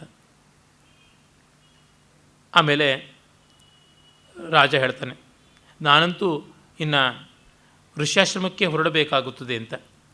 ಇವಳು ವಿದೂಷಕನ ಮಾತಿಗೆ ಉರ್ವಶಿ ಕೂಡ ಮಾಮಪಿ ಮಂದಭಾಗಿನೀಂ ಕೃತ ವಿನಯಸ್ಯ ಪುತ್ರಸ್ಯ ಲಾಭಾನಂತರಂ ಸ್ವರ್ಗಾರೋಹಣೆ ಅನವಸಿತ ಕಾರ್ಯಾಂ ವಿಪ್ರಯೋಗ ಮುಖ್ಯಂ ಮಹಾರಾಜ ಸಮರ್ಥಯಿಷ್ಯತಿ. ಮಗನ್ನ ಬಿಡೋಕ್ಕಾಗೋಲ್ಲ, ಗಂಡನ ಬಿಡೋಕ್ಕಾಗೋಲ್ಲ, ಹೇಗೆ ನಾನು ಹೋಗಲಿ, ಸ್ವರ್ಗಕ್ಕೆ ಹೋಗಲೇಬೇಕಲ್ಲ. ಸುಂದರಿ ಮಾಮೈವಂ ನಹಿ ಸುಲಭವಿಯೋಗ ಕರ್ತುಂ ಆತ್ಮಪ್ರಿಯಾಣಿ ಪ್ರಭವತಿ ಪರವತ್ತ ಶಾಸನೇ ತಿಷ್ಠ ಭರ್ತು ಅಹಮಪಿ ತವ ಸೂನಾ ವದ್ಯ ವಿನ್ಯಸ್ಯ ರಾಜ್ಯಂ ವಿರಚಿತ ಯೂಥಾನಿ ಆಶ್ರಯಿಷ್ಯೇ ವನಾನಿ. ನೀನಾದರೆ ಇಂದ್ರನನ್ನು ವಿರೋಧಿಸಬೇಡ, ನಿನ್ನ ಕೆಲಸ ನೀನು ಮಾಡಬೇಕು, ಕರ್ತವ್ಯ ದೊಡ್ಡದು. ನಾನು ಮಗನಿಗೆ ಪ್ರಾಪ್ತ ಕಾಲದಲ್ಲಿ ಪಟ್ಟಾಭಿಷೇಕ ಮಾಡಿ ವಾನಪ್ರಸ್ಥನಾಗುತ್ತೀನಿ ಅಂತಾನೆ. ನೋಡಿ, ಅವನ ಬಾಧ್ಯತೆಯೂ ಅವನು ಗಮನಿಸಿಕೊಂಡಿದ್ದಾನೆ. ಇವನು ರಾಜ, ಸಬಾರ್ಡಿನೇಷನ್ ಇರುವಂಥದ್ದು ಹೇಗೆ ಅಂತ ಗೊತ್ತಿದೆ. ಕಾರಣ ತನ್ನ ಅಧೀನರನ್ನು, ಸೇವಕರನ್ನು ಹೇಗೆ ನಡೆಸ್ಕೊಳ್ತಾನೆ ಅಂತ. ಹಾಗಾಗಿ ನೀನು ಅದೇ ರೀತಿ ನಿನ್ನ ಯಜಮಾನನಿಗೆ ನೀನು ನಿಷ್ಠಳಾಗಿರು. ಅವನು ಊರ್ವಶಿಯ ದೇವಧರ್ಮವನ್ನು ಮರೆತಿಲ್ಲ, ಹಾಗಾಗಿ ನೀನು ಹೊರಡು ಅಂತಂತಾನೆ. ತಾನು ವಾನಪ್ರಸ್ಥನಾಗ್ತೀನಿ ಅಂತ. ಪಾಪ ಮಗ ಹೇಳ್ತಾ ಇದ್ದಾನೆ, ನಾರ್ಹತಿ ತಾತಃ ಪುಂಗವಧಾರಿತಾಯಾಮ್ ಧುರಿ ದಮ್ಯಂ ನಿಯೋಜಯಿತು ಅಂತ. ಅಪ್ಪ, ಗೂಳಿ ಹೊರಬೇಕಾಗಿರ್ತಕ್ಕಂಥ ಭಾರವನ್ನು ಕರು ಹೊರಕ್ಕಾಗೋಲ್ಲ.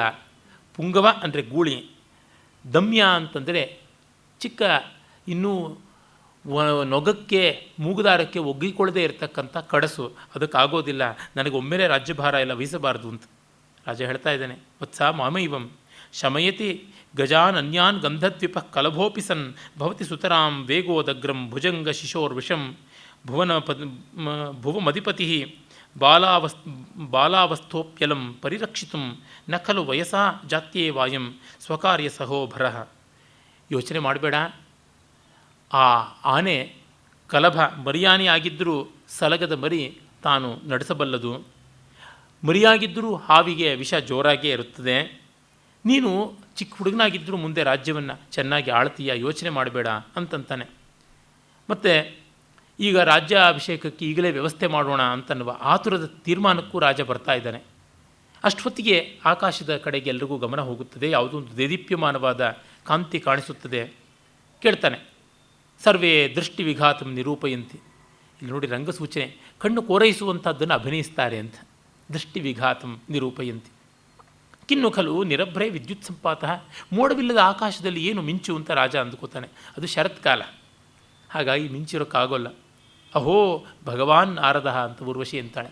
ಅವಳು ಸ್ವರ್ಗದಲ್ಲಿದ್ದವಳು, ನಾರದ ಯಾರು ಅಂತ ಗೊತ್ತು. ನೋಡ್ತಾ ಇದ್ದಂಗೆ ರಾಜ ನಿಪುಣಂ ಅವಲೋಕ್ಯ ಅಯ್ಯೇ ಭಗವಾನ್ ನಾರದ ಯಯೇಷ ಗೋರೋಚನಾ ನಿಕಷ ಪಿಂಗ ಜಟಾಕಲಾಪ ಸಂಲಕ್ಷ್ಯತೆ ಶಶಿಕಲಾಮಲ ವೀತಸೂತ್ರ ಮುಕ್ತ ಗುಣಾತಿಶಯ ಸಂಭೃತ ಮಂಡನಶ್ರೀ ಹೇಮ ಪ್ರರೋಹ ಇವ ಜಂಗಮ ಕಲ್ಪವೃಕ್ಷ. ಗೋರೋಚನದ ಬಣ್ಣದಲ್ಲಿ ಕೆಂಚು ಆಗಿರ್ತಕ್ಕಂಥ ಜಟೆ, ಪಿಂಗಳ ಕೇಶ ಅವನು, ಮತ್ತು ಚಂದ್ರನ ಕಾಂತಿಯ ಹಾಗೆ ಚಂದ್ರಲೇಖೆ ಆಗಿರುವಂಥ ಧವಲ ಯಜ್ಞೋಪವೀತ ಸೂತ್ರ, ಮತ್ತು ಕೈಯಲ್ಲಿ ಜಪಮಾಲೆ, ಮುತ್ತಿನ ಜಪಮಾಲೆ ಹಿಡಿದಿದ್ದಾನೆ. ಮುತ್ತಿನ ಜಪಮಾಲೆ ಹಿಡಿಯೋದು ಸರಿಯಾ ಅಂತ ಕೇಳಬೇಡಿ. ಜಪಮಾಲೆಗಳ ಅನೇಕ ಪ್ರಕಾರದಲ್ಲಿ ಮುತ್ತಿನ ಜಪಮಾಲೆ ಕೂಡ ಒಂದು ಉಂಟು.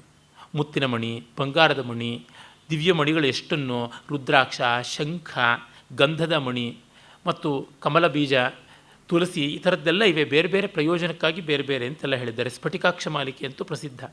ಇವನು ಹೇಗೆ ಕಾಣಿಸ್ತಾ ಇದ್ದಾನೆ ಅಂತಂದರೆ, ಕೆಂಪು ಚಿಗುರು ಬಂದ ದೇವಲೋಕದ ಕಲ್ಪವೃಕ್ಷವೇ ಓಡಾಡ್ತಾ ಇದ್ವಿ ಎನ್ನುವಂತೆ ಕಾಣಿಸ್ತಾ ಇದ್ದಾನೆ ಅಂತಲೇ. ಮಾಘ ತನ್ನ ಶಿಶುಪಾಲವಧದ ಮೊದಲನೇ ಸರ್ಗದಲ್ಲಿ ನಾರದನ ವರ್ಣನೆಯನ್ನೇ ಮಾಡ್ತಾನೆ. ವಸಂತ ದದರ್ಶಾವತರಂತ ಮಂಬರಾತ್ ಹಿರಣ್ಯ ಗರ್ಭಾಂಗ ಭುವಂ ಮುನಿಂ ಹರಿಹಿ ಅಂತ. ರೇವಪ್ರಸಾದ್ ದ್ವಿವೇದಿಗಳು ಈ ಸಂದರ್ಭದಲ್ಲಿ ಒಂದು ಟಿಪ್ಪಣಿ ಹಾಕ್ತಾರೆ. ನಾರದ ಅವತರಣ ವರ್ಣನೆ ಮಾಘ ವರಾಕೀಮಿಮಾಂ ವಿದ್ಯುತಮೇವ ವಿಸ್ಮರತಿ ಅಂತ. ಈ ಮಿಂಚಿನಂತೆ ಬಂದಂಥ ನಾರದನ ಈ ಒಂದು ಚಿತ್ರಣವನ್ನು ನೋಡಿದವನು ಮಿಂಚನ್ನೇ ಮರೆತು ಬಿಟ್ಟ ಅಂತ. ಅಲ್ಲಿ ದೂರದಲ್ಲಿ ನೋಡೋರಿಗೆ ಬೆಳಕು ಕಾಣಿಸ್ತು, ಆಮೇಲೆ ಮಾನುಷಾಕಾರ ಕಾಣಿಸ್ತು, ಮತ್ತೆ ನೋಡಿದಾಗ ಮುನಿ ಅಂತ ಅನ್ನಿಸ್ತು, ಆಮೇಲೆ ನೋಡಿದ್ರೆ ನಾರದ ಅಂತ ಗೊತ್ತಾಯಿತು ಅಂತ. ಪಂಪ, ಕುಮಾರವ್ಯಾಸ ಡಿಟ್ಟೋ ಮಾಗನ್ ಹಾಗೆ ಅನಾಮತ್ತಾಗಿ ಎತ್ಕೊಂಡಿದ್ದಾರೆ. ಆದರೆ ಬರೀ ಖಾಲಿ ಆಕಾಶ ಅಂತ ಮಿಂಚು ಅನ್ನುವುದನ್ನು ಮಾಘ ಹೇಳಲಿಲ್ಲ, ಕಾಳಿದಾಸ ಹೇಳಿದ್ದಾನೆ. ಈ ಸೂಕ್ಷ್ಮ ನೋಡಿ ಅಂತ ವರಾಕೀಮಿಮಾಂ ವಿದ್ಯುತ್ ಮೇವ, ಬಡಪಾಯಿ ಮಿಂಚನ್ನೇ ಮರೆತು ಬಿಟ್ಟ ಅಂತ ಗೇಲಿ ಮಾಡ್ತಾರೆ. ಇದು ಅರ್ಘ್ಯ ಅಂತ ಹೇಳ್ಬಿಟ್ಟು ಊರ್ವಶಿ ಅರ್ಘ್ಯ ಸಜ್ಜು ಮಾಡ್ತಾಳೆ. ನಾರದ ಬರ್ತಾನೆ. ವಿಜಯತಾಂ ಮಧ್ಯಮ ಲೋಕಪಾಲ ಅಂತಾನೆ. ಜಯವಾಗಲಿ ಮಧ್ಯಮ ಲೋಕಪಾಲಕನಿಗೆ ಅಂತ ಎಲ್ಲರೂ ನಮಸ್ಕಾರ ಮಾಡ್ತಾರೆ. ಅವಿರಹಿತವೂ ದಂಪತಿ ಭೂಯಾಸ್ತಾಂ ಅಂತ ಆಶೀರ್ವಾದ ಮಾಡ್ತಾನೆ. ನೀವು ದಂಪತಿಗಳು ಅವಿಚ್ಛಿನ್ನವಾಗಿ ವಿರಹವಿಲ್ಲದೆ ಇರಿ ಅಂತ. ಅಪಿ ನಾಮೈವಂ ಸ್ಯಾತ್, ಹೀಗಿರಬೇಕು ಅಂತ ಅಂದ್ಕೊಂಡ್ವಿ ಅಂತ. ವತ್ಸ ಭಗವಂತಂ ಇಮಂ ಅಭಿವಾದಯಸ್ವ, ಇವನನ್ನು ನಮಸ್ಕರಿಸು ಅಂದಾಗ ಕುಮಾರ ಹೇಳ್ತಾರೆ, ಭಗವನ್ ಔರ್ವಶೇಯ ಆಯುಃ ಪ್ರಣಮತಿ. ಉರ್ವಶಿಯ ಮಗ ಔರ್ವಶೇಯ, ಆ ತದ್ಧಿತ ರೂಪ ನೋಡಿ. ಆಯುಷ್ಮಾನ್ ಏಧಿ, ಇದು ಸಲಕ್ಷಣವಾಗಿ ಶಾಸ್ತ್ರೀಯ ವಿಧಿ. ನಮಸ್ಕಾರ ಮಾಡ್ತಾರೆ, ಆಯುಷ್ಮನ್ ಏಧಿ ಅಂತ ಹೇಳ್ಬಿಟ್ಟು ಹೇಳಬೇಕು. ಏಧಿಭೋ ಆಯುಷ್ಮನ್ ಅಂತ. ಮತ್ತು ಆಸನವನ್ನು ಕೊಡ್ತಾರೆ. ನಾರದ ಕೂತ್ಕೋತಾನೆ. ಭಗವನ್ ಕಿಮ್ ಆಗಮನ ಪ್ರಯೋಜನ, ಬಂದ ಕಾರ್ಯ ತಿಳ್ಕೊಳ್ಬಹುದೇ? ಆ ಮಾತುಗಳ ರೀತಿ ನೋಡಿ. ಶ್ರೂಯತಾಂ ಮಹೇಂದ್ರ ಸಂದೇಶ, ಇಂದ್ರನ ಸಂದೇಶ ಕೇಳುವಂತ. ಅವಹಿತೋಸ್ಮಿ, ಸಿದ್ಧವಾಗಿದ್ದೀನಿ ಕೇಳೋದಕ್ಕೆ. ಪ್ರಭಾವದರ್ಶಿ ಮಘವ ವನಗಮನಾಯ ಕೃತಬುದ್ಧಿಂ ಭವಂತಂ ಅನುಶಾಸ್ತಿ. ನೀನು ಕಾಡು ಹೋಗ್ತೀಯಾ ಅನ್ನೋ ಚಿಂತೆ ಇಂದ್ರನಿಗೆ ಕಾಡ್ತಾ ಇದೆಯಪ್ಪ, ಅವನು ಪ್ರಭಾವದಿಂದ ಎಲ್ಲ ತಿಳ್ಕೊಂಡಿದ್ದಾನೆ. ಕಿಮ್ ಆಜ್ಞಾಪಯಿತಿ, ಏನು? ಇಲ್ಲಿ ನೋಡಿ ಅಫೀಷಿಯಲ್ ಲ್ಯಾಂಗ್ವೇಜ್ ಹೇಗೆ ಬರುತ್ತೆ ಅಂತ. ಕಳೆದ ಬಾರಿ ಮಾಲವಿಕಾಗ್ನಿಮಿತ್ರದ ಕಡೆಯಲ್ಲಿ ಪುಷ್ಯಮಿತ್ರ ಶುಂಗನ ಪತ್ರದ ಬಗ್ಗೆಗೆ ಹೇಳಿದೆ. ಅಲ್ಲಿಯೇ ಮೊದಲನೇ ಅಂಕದಲ್ಲಿ ಬರುವಂತಹ ವಾಹತಕನ ಮೂಲಕವಾಗಿ ಆ ಯಜ್ಞ ಸೇನನ ಪತ್ರ ಬಂದದ್ದನ್ನು ಅಗ್ನಿಮಿತ್ರ ಓದಿಸಿಕೊಂಡಿದ್ದನ್ನು ಹೇಳಿದೆ. ಅಫೀಷಿಯಲ್ ಲ್ಯಾಂಗ್ವೇಜ್ ಆಫ್ ಸಂಸ್ಕೃತ ಅಂದರೆ ಹೇಗೆ ಅಂತ. ತ್ರಿಕಾಲದರ್ಶಿಭಿ ಮುನಿಭಿ ಆದಿಷ್ಟ ಮಹಾನ್ ಸುರಾಸುರ ಸಂಗರೋ ಭಾವಿ ಭವಾಂಶ್ಚ ಸಾಯುಗೀನಃ ಸಹಾಯೋ ನಃ ತೇನ ನತ್ವಯ ಶಸ್ತ್ರಂ ಸನ್ಯಸ್ತವ್ಯಂ ಯಂಚ ಉರ್ವಶಿ ಯಾವದಾಯು ತವ ಸಹಧರ್ಮಚಾರಿಣಿ ಭವತು ಇತಿ. ಇಷ್ಟೇ ಟೆಲಿಗ್ರಾಫಿಕ್ ಲ್ಯಾಂಗ್ವೇಜ್, ಚಿಕ್ಕ ಚೊಕ್ಕ ಸೂತ್ರಪ್ರಾಯವಾದದ್ದು. ನೋ ಅಲಂಕಾರ, no imagery, no flowery wording, nothing. ತ್ರಿಕಾಲದರ್ಶಿಭಿ ಮುನಿಭಿ ಆದಿಷ್ಟ, 3 ಕಾಲಗಳನ್ನು ಬಲ್ಲಂಥ ಋಷಿಗಳು ಹೇಳಿದ್ದಾರೆ. ಮಹಾನ್ ಸುರಾಸುರ ಸಂಗ್ರಾಮೋ ಭಾವಿ, ದೇವಾಸುರ ಸಂಗ್ರಾಮ ಅನ್ನೋದು ಮುಂದೆ ಆಗಲಿದೆ. ಭವಂಶ್ಚ ಸಾಯುಗೀನಃ ಸಹಾಯೋನಃ, ಸಾಯುಗೀನಃ ಅಂದರೆ ಯುದ್ಧದಲ್ಲಿ ನೀನು ನಮಗೆ ಸಹಾಯ ಅಂದರೆ ಸ್ನೇಹಿತ. ಯು ಆರ್ ನಲ್ ಇಟ್ ವಾಸ್. ಹಾಗಾಗಿ ತೇನ ತ್ವಯಾ ಶಸ್ತ್ರಂ ನ ಸನ್ಯಸ್ತವ್ಯಂ, ಅದರಿಂದ ಈಗ ನೀನು ವಾನಪ್ರಸ್ಥನಾದರೆ ಶಸ್ತ್ರ ಸನ್ಯಾಸ ಆಗುತ್ತದೆ.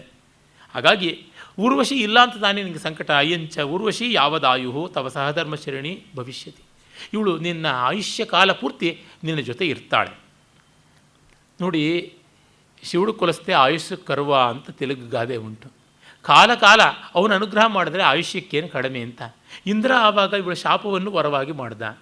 ಈಗ ಅವಧಿಯನ್ನು ವಿಸ್ತರಿಸಿದ್ದಾನೆ, ಎಕ್ಸ್ಟೆಂಡಿಂಗ್ ದ ಟೈಮ್. ಮೊದಲು ರಿಸರ್ವೇಷನ್ 10 ವರ್ಷಕ್ಕೆ ಅಂತ ಇಟ್ಟಿದ್ರು, ತಳ್ಳಿ 60, 70, ಇನ್ನೂ 700 ವರ್ಷನೂ ಆಗಬಹುದು. ಎಲ್ಲರೂ ಒಪ್ಪದ ಮೇಲೆ ಏನು ಕಷ್ಟ ಉಂಟು, ಆ ರೀತಿಯಾಗಿ ವಿಸ್ತರಿಸಿಕೊಂಡು ಹೋಗ್ಬೋದು. ಅಡ್ಜನ್ ಅಂತ ಕೇಸನ್ನು 99 ವರ್ಷದವರೆಗೂ ತಳ್ಳಬಹುದು. ಹಾಗೆ ದೊಡ್ಡವರು ಅನುಗ್ರಹ ಮಾಡಿದ ಮೇಲೆ ಅಡ್ಡಿ ಆತಂಕ ಏನೂ ಇರುವಂಥದ್ದಲ್ಲ. ಅಹೋ ಶಲ್ಯಮಿವಮೇ ಹೃದಯಾದ ಅಪನೀತಂ, ಹೃದಯದ ಶಲ್ಯ ಒಂದು ಬಾಣ ಭರ್ಜಿ ಚುಚ್ಚಿಕೊಂಡಿದ್ದು ಹೋದಂತೆ ಆಯಿತು ಅಂತ ಉರ್ವಶಿ ಅಂದ್ಕೋತಾಳೆ. ಪರವಾನಸ್ಮಿ ದೇವೇಶ್ವರೇಣ, ಅಯ್ಯೋ ದೇವೇಶ್ವರ ಎಷ್ಟು ಅನುಗ್ರಹ ಮಾಡಿಬಿಟ್ಟ ಅಂತ ಇವನು ಅಂದ್ಕೋತಾನೆ. ನಾರದ ಹೇಳ್ತಾನೆ, ಹೌದಪ್ಪ, ತ್ವತ್ಕಾರ್ಯಂ ವಾಸವ ಕುರ್ಯಾತ್ ತ್ವಂಚ ತಸ್ಯಷ್ಟಂ ಆಚರೇಹೆ ಸೂರ್ಯ ಸಮೇಧಯತ್ಯಗ್ನಿಂ ಅಗ್ನಿ ಸೂರ್ಯಂ ಸ್ವತೇಜಸ. ನೀನು ನಿನ್ನ ಕೆಲಸ ಮಾಡು, ಇಂದ್ರ ಅವನ ಕೆಲಸ ಮಾಡ್ತಾನೆ, ಇಬ್ಬರೂ ಚೆನ್ನಾಗಿರುವಂಥದ್ದೇನೆ. ಸೂರ್ಯನ ತೇಜಸ್ಸು ಅಗ್ನಿಗೆ ಹೋಗುತ್ತೆ, ಅಗ್ನಿ ತೇಜಸ್ಸು ಸೂರ್ಯನಿಗೆ ಹೋಗುತ್ತೆ ಅಂತ ಆರ್ಷೇಯವಾದ ಆ ಒಂದು ಉಪಮೆಯನ್ನು ಕೊಡ್ತಾನೆ. ಆಮೇಲೆ ಮಗನಿಗೆ ಯುವರಾಜ್ಯಾಭಿಷೇಕ ಮಾಡು, ಅದಕ್ಕೇನು ಈಗಲೇ ದಿವ್ಯ ಸಾಮಗ್ರಿಯನ್ನು ತರಿಸ್ಬಿಡ್ತೀನಿ, ಒಳ್ಳೆ ಸಮಯ, ನಿನ್ನ ಮಾಡಿದ ಸಂಕಲ್ಪ ವೃಥಾ ಆಗಬಾರ್ದು. ರಂಭೆ ಉಪನೀಯತಾಂ ಸ್ವಯಂ ಮಹೇಂದ್ರೇಣ ಸಂವೃತಃ ಕುಮಾರಸ್ಯ ಆಯುಷಃ ಯುವರಾಜ್ಯಾಭಿಷೇಕ. ಆಕಾಶಕ್ಕೆ ನೋಡಿ ಹೇಳ್ತಾನೆ, ರಂಭೆ ಇಂದ್ರನೇ ಇವನ ಮಗನಿಗೆ ಯುವರಾಜ್ಯಾಭಿಷೇಕಕ್ಕೆ ಅಂತ ಸಜ್ಜು ಮಾಡಿರ್ತಕ್ಕಂಥ ಅಭಿಷೇಕ ದ್ರವ್ಯವನ್ನು ತಂದುಕೊಡು ಅಂತ. ಅಲ್ಲಿಂದ ಅಭಿಷೇಕ ದ್ರವ್ಯ ಇಟ್ಟುಕೊಂಡು ರಂಭೆ ಬರ್ತಾಳೆ. ಒಂದು ಅಲೌಕಿಕ. ಭಗವನ್ ಏತೆ ಅಭಿಷೇಕ ಸಂಭಾರ ಅಂತ ಕೊಡ್ತಾಳೆ. ಉಪವೇಶ್ಯತಾಂ ಅಯಂ ಆಯುಷ್ಮಾನ್ ಭದ್ರಪೀಠೆ, ಕೂಡಿಸೋಣ ಆಯುಷ್ಮಂತನಾದ ಆಯುಷ್ಸನ್ನು ಭದ್ರಪೀಠದಲ್ಲಿ ಅಂತ ಕೂಡಿಸಿಬಿಟ್ಟು ಶಿರಸಿ ಕಲಶಂ ಆವರ್ಜ್ಯ, ತಲೆ ಮೇಲೆ ದಿವ್ಯೋದಕವನ್ನು ಸುರದೇ ಬಿಡ್ತಾನೆ. ರಂಭೆ ನಿರ್ವರ್ತಿತಾಂ ಶೇಷೋ ವಿಧಿ, ಇನ್ನು ಮಿಕ್ಕಿದ ಆರತಿ ನೀನು ಮಾಡಮ್ಮ ಅಂತ ರಂಭೆಗೆ ಹೇಳ್ಬಿಡ್ತಾನೆ. ಇಷ್ಟು ಚಿಟಿಕೆ ಚಪ್ರ ಹಾಕಿದಂತೆ ಆಗೋ ಥರ ಇದ್ದಿದ್ರೆ ಯಾಕೆ ಕಷ್ಟ. ಮೊದಲು ನಮ್ಮ ಕಾರ್ಯಕಲಾಪಗಳು ಹಾಗೇ ಇದ್ವು, ಚಿಕ್ಕದಾಗಿ ಚೊಕ್ಕವಾಗಿ ಇತ್ತು. ಆಮೇಲೆ ಎಲ್ಲ ಸೇರಿಕೊಂಡು ಬಿಟ್ವು. ಹಾಗಾಗಿ ಹಿಂದಿನ ಪ್ರಾಚೀನ ಕಾಲದ ವೇದಕಾಲದ ವಿವಾಹವೋ ವೇದಕಾಲದ ಉಪನಯನವೋ ಯಾವುದನ್ನು ನೋಡಿದ್ರು ಚಿಕ್ಕ ಚೊಕ್ಕದಾಗಿತ್ತು. ಯಜ್ಞಗಳು ಅಷ್ಟೇ ಒಂದು ಹೊತ್ತಲ್ಲಿ ನಡೆದು ಹೋಗ್ತಾ ಇದ್ದದ್ದು ದೀರ್ಘ ಸತ್ರದವರೆಗೆ ಬೆಳೆಯಿತು. ಹಾಗೆ ಆಗಿರುವಂಥದ್ದು. ಆಮೇಲೆ ಎಲ್ಲರಿಗೂ ನಮಸ್ಕಾರ ಮಾಡುವುದಂತೂ ಮಾಡ್ತಾನೆ. ರಂಭೆ ಹೇಳ್ತಾಳೆ, ವತ್ಸ ಪ್ರಣಮ ಭಗವಂತಂ ಪಿತರೌಚ, ಮೊದಲು ನನಗಿಂತ ಇವ್ರಿಗೆ ನಮಸ್ಕಾರ ಮಾಡಪ್ಪ ಅಂತ. ಆರತಿ ಎತ್ತಿದವರಿಗೆ ನಮಸ್ಕಾರ ಮಾಡೋ ರೂಢಿ ಉಂಟಲ್ಲ, ಎಲ್ಲರೂ ಸ್ವಸ್ತಿಗಳನ್ನು ಹೇಳ್ತಾರೆ. ಕುಲ ಧುರಂಧರೋ ಭವ, ಪಿತೃ ಆರಾಧಕೋ ಭವ ಅಂತೆಲ್ಲ. ಮತ್ತು ಹಿಂದಿನಲ್ಲಿ ವೈತಾಳಿಕರು ಜಯಘೋಷವನ್ನು ಮಾಡ್ತಾರೆ. ಆ ಜಯಘೋಷ ನೋಡಿ ಆ ಸಂದರ್ಭಕ್ಕೆ ಸ್ಟ್ಯಾಪ್ಟಾಗಿ ಬರುತ್ತೆ ಅಂತ. ವಿಜಯಿತಾಂ ಯುವರಾಜ ಅಮರ ಮುನಿರಿವಾತ್ರಿ ಬ್ರಹ್ಮಣೋತ್ರೇ ಇವೇಂದು ಬುಧೈವ ಶಿಶಿರಾಂಶೋ ಬೋಧನಸ್ಯೇವ ದೇವ ಭವ ಪಿತು ಅನುರೂಪ ತ್ವಂ ಗುಣೈ ಲೋಕಕಾಂತೈ ಅತಿಶೈನಿ ಸಮಸ್ತಾ ವಂಶಯೇ ವಾಶಿಷಸ್ತೆ. ಅತ್ರಿಯ ಮಗ ಚಂದ್ರ, ಚಂದ್ರನ ಮಗ ಬುಧ, ಬುಧನ ಮಗ ನಿನ್ನ ತಂದೆ ಪುರೂರವಸ್ಸು. ಒಬ್ಬರನ್ನು ಒಬ್ಬರು ಮೀರುವಂತೆ ನೀನು ನಿನ್ನ ತಂದೆಯನ್ನು ಮೀರುವಂತೆ ಆಗು ಅಂತ. ಮನೋಜವಸ ಪಿತೃಸನ್ನಿಭ ಅಂತ ಅಮರಕೋಶದಲ್ಲಿ ಒಂದು ಮಾತು. ಮನೋಜವಸ ಅಂದರೆ ತಂದೆಯ ಯೋಗ್ಯತೆ ಉಳ್ಳವನು ಅಂತ. ತಂದೆಯನ್ನು ಮೀರುವಂತೆ ಆಗಬೇಕು. ಪುತ್ರಾದಿಚ್ಛೇತ್ ಪರಾಜಯಂ ಅಂತ. ತವ ಪಿತರಿ ಪುರಸ್ತಾತ್ ಉನ್ನತಾನಾಂ ಸ್ಥಿತೇಸ್ಮಿನ್ ಸ್ಥಿತಿಮತಿ ಚ ವಿಭಕ್ತ ತ್ವಯ್ಯನಾಕಂಪ್ಯ ಧೈರ್ಯಂ ತ್ವಯ್ಯನಾಕಂಪ ಧೈರ್ಯೇ ಅಧಿಕತರಮಿದಾನೀಂ ರಾಜತೆ ರಾಜಲಕ್ಷ್ಮೀ ಹಿಮವತಿ ಜಲಧೌ ಚ ವ್ಯಸ್ತತೋಯೇನ ಗಂಗಾ. ನೀನು ನಿನ್ನ ತಂದೆ ತಾಯಿ ಇವರುಗಳಲ್ಲಿ ಪ್ರೀತಿಯನ್ನು ಇಟ್ಟುಕೊಂಡು ಈಗ ರಾಜ್ಯಲಕ್ಷ್ಮಿಯನ್ನು ಹೊಂದಿ ಗಂಗೆ ಹೇಗೆ ಆಕಾಶಗಂಗೆಯೂ ಪಾತಾಳ ಗಂಗೆಯೂ ಆಗಿ ತನ್ನ ಜಲವನ್ನು ಹಂಚಿಕೊಂಡಂತೆ ನಿನ್ನ ಪ್ರೀತಿ ವಿಶ್ವಾಸಗಳನ್ನು ಸರ್ವತ್ರ ಹಂಚಿಕೊಂಡು ಚೆನ್ನಾಗಿ ಬಾಳು ಅಂತಕ್ಕಂಥದ್ದು. ಮಾಲವಿಕಾಗ್ನಿಮಿತ್ರದಲ್ಲಿ ಈ ಸಂದರ್ಭದಲ್ಲಿ ಅಂದರೆ 5ನೇ ಅಂಕದಲ್ಲಿ ವೈತಾಳಿಕರು 2 ಹರಣಿ ಛಂದಸ್ಸಿನ ಪದ್ಯಗಳನ್ನು ಅಗ್ನಿಮಿತ್ರ ಪ್ರಶಸ್ತಿಯಾಗಿ ಹಾಡ್ತಾರೆ. ಶಾಕುಂತಲದಲ್ಲಿ ದುಷ್ಯಂತ ಧರ್ಮಾಸನದಿಂದ ಎದ್ದು ಬರುವಾಗ ಮಾಲಿನಿ ಛಂದಸ್ಸಿನ ಪದ್ಯಗಳನ್ನು ಇದೇ ತರಹ ವೈತಾಳಿಕರು ಹೇಳ್ತಾರೆ, 2 ಪದ್ಯಗಳನ್ನು. ಅಂದರೆ ವೈತಾಳಿಕರು ಹೇಳುವಾಗ ಆಡಂಬರವಾಗಿರುತ್ತದೆ, ಅತಿಶಯೋಕ್ತಿಗಳಿಂದ ತುಂಬಿರ್ತದೆ. ಹೀಗೆ ಇದು ಇರುವಂಥದ್ದು. ಅಂದರೆ ನಿರ್ವಹಣ ಅಂತನ್ನೋದು ಕೊನೆಯ ಸಂಧಿ. 5 ಸಂಧಿಗಳಲ್ಲಿ ಮುಖ, ಪ್ರತಿಮುಖ, ಗರ್ಭ, ವಿಮರ್ಶ, ನಿರ್ವಹಣ. ಅಂದರೆ ಯಾವುದನ್ನು ಎಕ್ಸಿಕ್ಯೂಷನ್ ಅಂತ ಕರಿತೀವಿ. ಅಂದರೆ action, reaction, confrontation, confusion and execution ಅಂತ ಇವು ಪಂಚಸಂಧಿಗಳು. ಅಲ್ಲಿ ಆ ಎಕ್ಸಿಕ್ಯೂಷನ್ನಲ್ಲಿ ಒಂದು ವೈಭವ ಬೇಕು. ಗ್ರೂಪ್ ಫೋಟೋ ಭರ್ಜರಿಯಾಗಿರಬೇಕಲ್ವ, ಈ ಕೋಲಾಹಲಗಳೆಲ್ಲ ನಡೆಯಲೇಬೇಕಾಗುತ್ತದೆ. ಅದನ್ನೆಲ್ಲ ಕವಿ ಬಲ್ಲವನು. ಎಂಟ್ರಿ ಬ್ರಿಲಿಯಂಟ್ ಆಗಿರಬೇಕು, ಎಕ್ಸಿಟ್ ಮೆಮೊರಬಲ್ ಆಗಿರಬೇಕು ಅಂತೀವಲ್ಲ, ಅಂಥದ್ದೆಲ್ಲ ರಂಗತಂತ್ರಗಳು ಅದನ್ನು ಮಾಡ್ತಾನೆ. ಆಮೇಲೆ ಅಪ್ಸರೆಯರೆಲ್ಲ ಬಂದು ಆರತಿಯನ್ನೆತ್ತಿ ದಿಷ್ಟ್ಯಾ ಪ್ರಿಯಸಖಿ ಪುತ್ರಸ್ಯ ಯುವರಾಜಶ್ರಿಯ ಭರ್ತು ಅವಿರಹಣೇನ ವರ್ಧಸೆ. ಅಪ್ಪ, ನಮ್ಮ ಪ್ರಿಯಸಖಿಗೆ ಮಗ ಗಂಡ ಎಲ್ಲ ವ್ಯತ್ಯಾಸವಿಲ್ಲದೆ ದೂರ ಹೋಗದೆ ಚೆನ್ನಾಗಿದ್ದಾರೆ, ಸಂತೋಷವಾಯಿತು ಅಂತಂತಾರೆ. ಊರ್ವಶಿ ಹೇಳ್ತಾಳೆ, ನಾನು ಸಾಧಾರಣ ಏಷ ಅಭ್ಯುದಯ. ಇದು ಅಸಾಧಾರಣ. ಸಾಧಾರಣ ಅಂತಂದರೆ ತುಂಬ ಯುನೀಕ್ ಆದದ್ದು ಅನ್ನುವ ಅರ್ಥ ಸಂಸ್ಕೃತದಲ್ಲಿ. ಹಾಗಾಗಿ ಮಗು, ನೀನು ದೊಡ್ಡಮ್ಮನಿಗೆ ಹೋಗಿ ನಮಸ್ಕಾರ ಮಾಡಪ್ಪ, ಜ್ಯೇಷ್ಠ ಮಾತರಂ ಅಭಿವಂದಸ್ವ. ಇಲ್ಲಿ ಔಷೀನರಿಯನ್ನು ರೆಫರ್ ಮಾಡೋದಾಗುತ್ತದೆ. ಅಲ್ಲಿ ಅವಳು ವೇದಿಕೆ ಮೇಲೆ ಬರೋಲ್ಲ, ಕರ್ಕೊಂಡು ಹೊರಟೋಗ್ತಾಳೆ. ಸಮಮೇವ ತತ್ರ ಭವತ್ಯಾಹ ಸಮೀಪಂ ಯಾಸ್ಯಾಮಸ್ತಾವತ್ತು, ನಾನು ಬಂದೆ ಅಂತ ಹೇಳ್ತಾ ಒಂದು ನಿಮಿಷ ನಿಲ್ಲಿಸ್ಕೋತಾನೆ ರಾಜ. ಅಷ್ಟೊತ್ತಿಗೆ ನಾರದ ಕೇಳ್ತಾನೆ, ಆಯುಷೋ ಯುವರಾಜ್ಯಶ್ರೀ ಸ್ಮಾರಯತ್ಯಾತ್ಮಜಸ್ಯತೆ ಅಭಿಷಿಕ್ತಂ ಮಹಾಸೇನಂ ಸೈನ್ಯಾಪತ್ಯೆ ಮರುತ್ವತ. ಇಂದ್ರ ಸರ್ವಸೇನಾನಿಯಾಗಿ ಸ್ಕಂದನನ್ನು ಅಭಿಷೇಕ ಮಾಡದಂತೆ ನೀನೀಗ ನಿನ್ನ ಮಗನನ್ನು ಯುವರಾಜ್ಯಕ್ಕೆ ತಂದಿದ್ದು ಕಾಣಿಸ್ತಾ ಇದೆ ಅಂತ ಅವನು ಸಂತೋಷ ಪಡ್ತಾನೆ. ಕಾಳಿದಾಸನಿಗೆ ಈ ಸ್ಕಂದನ ಉಲ್ಲೇಖ ತುಂಬ ಇಷ್ಟವಾದದ್ದು. ವಸ್ತುತಃ ಇಲ್ಲಿ ಕುಮಾರಗುಪ್ತ ತನ್ನ ಮಗ ಸ್ಕಂದಗುಪ್ತನಿಗೆ ಪಟ್ಟಾಭಿಷೇಕ ಮಾಡಿದ್ದರ ಸೂಚನೆಯ ಅಂತಲೂ ವಿದ್ವಾಂಸರು ಭಾವಿಸ್ತಾರೆ. ಏನೇ ಇದ್ದರೂ ಕಾಳಿದಾಸ ಗುಪ್ತ ಕಾಲದವನು ಅನ್ನೋದು ತುಂಬ ನಿಶ್ಚಯ ಅಂತ ಅನಿಸುತ್ತದೆ. ಆ ಎಲ್ಲ ರೆಫರೆನ್ಸಸ್ ಹಾಗೆ ತೋರುತ್ತದೆ. ನಾರದ ಹೇಳ್ತಾನೆ, ಭೋರಾಜನ್ ಕಿಂತೆ ಭೂಯ ಪ್ರಿಯಂ ಉಪಕರೋತು ಪಾಕಶಾಸನ. ಇಂದ್ರ ನಿನಗೆ ಮತ್ತೂ ಏನು ಪ್ರೀತಿಪಾತ್ರವಾದದ್ದು ಮಾಡಬೇಕು ಹೇಳು ಅಂದರೆ, ಯದಿಮೇ ಮಘವಾ ಪ್ರಸನ್ನ ಕಿಮತಃ ಪರಮಿಚ್ಛಾಮಿ.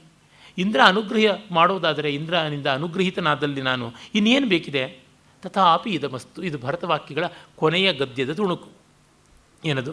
ಪರಸ್ಪರ ವಿರೋಧಿನ್ಯೋ ಏಕಸಂಶ್ರಯ ದುರ್ಲಭಂ ಸಂಗತಂ ಶ್ರೀ ಸರಸ್ವತ್ಯೋ ಭೂತಯೇಸ್ತು ಸತಾಂ ಸದಾ. ಪರಸ್ಪರ ವಿರೋಧಿನ್ಯೋ ಏಕಸಂಶ್ರಯ ದುರ್ಲಭಂ ಸಂಗತಂ ಶ್ರೀ ಸರಸ್ವತ್ಯೋ ಭೂತಯಸ್ತು ಸದಾ ಸತಾಂ. ಈ ಮಂಗಳ ಶ್ಲೋಕ ತುಂಬ ಅಂದರೆ ಭರತವಾಕ್ಯ ಬಹಳ ಚೆನ್ನಾಗಿದೆ. ಲಕ್ಷ್ಮೀ ಸರಸ್ವತಿಯರು ಎಂದೂ ಒಟ್ಟಿಗಿರೋಲ್ಲ. ಪರಸ್ಪರ ವಿರೋಧಿನ್ಯವು ಎಣ್ಣೆ ಸೀಗೆಕಾಯಿ ಅತ್ತೆ ಸೊಸೆ ಎಂದರು. ಏಕಸಂಶ್ರಯ ದುರ್ಲಭಂ, ಒಂದು ಕಡೆ ಒಟ್ಟಿಗೆ ಇರೋದು ಇಂಪಾಸಿಬಲ್ ಅನ್ನುವಷ್ಟು ವಿರಳ. ಹಾಗಾಗಿ ಅವರ ಸಂಗತ ಶ್ರೀ ಸರಸ್ವತ್ಯೋ ಸಂಗತಂ, ಅವರಿಬ್ಬರ ಸಾಂಗತ್ಯ ಸತಾಂ ಸದಾ ಅಸ್ತು. ಯಾತಕ್ಕೆ? ಭೂತಯೇ ಅಸ್ತು, ಸಜ್ಜನರ ಪಾಲಿಗೆ ಮಂಗಳಕ್ಕಾಗಿ ಒಳಿತಿಗಾಗಿ ಇದು ಇರಲಿ ಅಂತ. ಅಂದರೆ ನಮಗೆ ಗೊತ್ತಿರುವಂತೆ ಶ್ರೀಯುತರಳು ಉದಾರತೆ, ವಾಕ್ಶ್ರೀಯುತನಳು ಅಮತ್ಸರತ್ವಂ ಆಗದು. ಉದಾರಂ ಶ್ರೀಯುತನಾದರೆ ವಾಕ್ಶ್ರೀಯುತಂ ಅಮತ್ಸರಾನ್ ಆದೊಡೆ ಕೃತಾರ್ಥರಾಗರೆ ಕವಿಗಳಂತ ರನ್ನ ಹೇಳ್ದ. ಮಾತು ಬಲ್ಲವರಲ್ಲಿ ಅಸೂಯೆ, ಹಣವಿರುವವರಲ್ಲಿ ನಿರೌದಾರ್ಯ, ಕಾರ್ಪಣ್ಯ ಇವೆರಡೂ ಇಲ್ಲದೆ ಔದಾರ್ಯ ಮತ್ತು ಅನಸೂಯತೆ ಎರಡೂ ಸೇರಿಕೊಂಡ್ರೆ ಒಳ್ಳೆಯದು. ಆ ರೀತಿಯಲ್ಲಿ ಲಕ್ಷ್ಮೀ ಸರಸ್ವತಿಯರಿರಲಿ ಅಂತ. ಆಮೇಲೆ ಮತ್ತೂ ಒಂದು ಹೇಳ್ತಾನೆ, ಇದು ಭವ್ಯವಾದ ಕಾಳಿದಾಸರ ಮಹಾ ಸಂದೇಶ ಅಂತ ಹೇಳ್ಬೋದು. ಸರ್ವಸ್ತರತು ದುರ್ಗಾಣಿ ಸರ್ವೋ ಭದ್ರಾಣಿ ಪಶ್ಯತು ಸರ್ವಸುಖಮವಾಪ್ನೋತು ಸರ್ವಸ್ಸರ್ವತ್ರ ನಂದತು ಸರ್ವಕಾಮಾನವಾಪ್ನೋತು ಸರ್ವಸ್ಸರ್ವತ್ರ ನಂದತು ಅಂತ ಉಂಟು. ಇಲ್ಲಿ ಎಲ್ಲರೂ ತೊಂದರೆಗಳಿಂದ ದಾಟಿಕೊಳ್ಳಲಿ, ಎಲ್ಲರಿಗೂ ಒಳಿತು ಕಾಣಿಸಲಿ, ಎಲ್ಲರೂ ಅಪೇಕ್ಷಿತವನ್ನು ಪಡ್ಕೊಳ್ಳಿ, ಎಲ್ಲರೂ ಎಲ್ಲೆಲ್ಲಿಯೂ ಸಂತೋಷ ಪಡಲಿ ಎನ್ನುವಂಥದ್ದು. ಇದಕ್ಕಿಂತ ಮಿಗಿಲಾಗಿ ಇನ್ನು ಒಳಿತನ್ನು ಯಾರು ಹಾರೈಸೋದಕ್ಕೆ ಸಾಧ್ಯವಾಗುತ್ತದೆ? ಕಾಳಿದಾಸನ ಈ 7 ಕೃತಿಗಳ ವಿಶ್ಲೇಷಣೆಯ ಪರಿಚಯದ ಈ ಭಾಷಣ ಮಾಲಿಕೆಯಲ್ಲಿ ಈ ಭರತವಾಕ್ಯದಿಂದ ಮುಗಿಸೋದು ಚೆನ್ನಾಗಿದೆ ಅನಿಸುತ್ತದೆ. ಮತ್ತು ಸರ್ವ ಕಾಮಾನವಾಪ್ನೋತು, ಬಯಕೆಗಳನ್ನು ಎಲ್ಲರೂ ಪಡ್ಕೊಳ್ಳಿ, ಆದರೆ ಕಾಮ ಅಪೇಕ್ಷೆ ಈಡೇರಿದ ಮೇಲೆ ಮತ್ತು ಒಂದು ಮಟ್ಟದ ಮನಸ್ಸಂಸ್ಕಾರವನ್ನು ಕೊಟ್ಟ ಮೇಲೆ ಇದು ಎಷ್ಟು ಪಡ್ಕೊಂಡ್ರೂ ಇಷ್ಟೇ ಅಂತ ಗೊತ್ತಾದ ಮೇಲೆ ವಿರಕ್ತಿ ಬಂದು ತನ್ಮೂಲಕವಾಗಿ ಮೋಕ್ಷದ ಕಡೆಗೆ ಮನಸ್ಸು ಹೋಗುವಂಥದ್ದು. ಕಾಳಿದಾಸ ನಿಜವಾದ ಅರ್ಥದಲ್ಲಿ ಪುರುಷಾರ್ಥ ಚತುಷ್ಟಯದ ಪ್ರತಿಪಾದಕನಾದ ಕವಿ.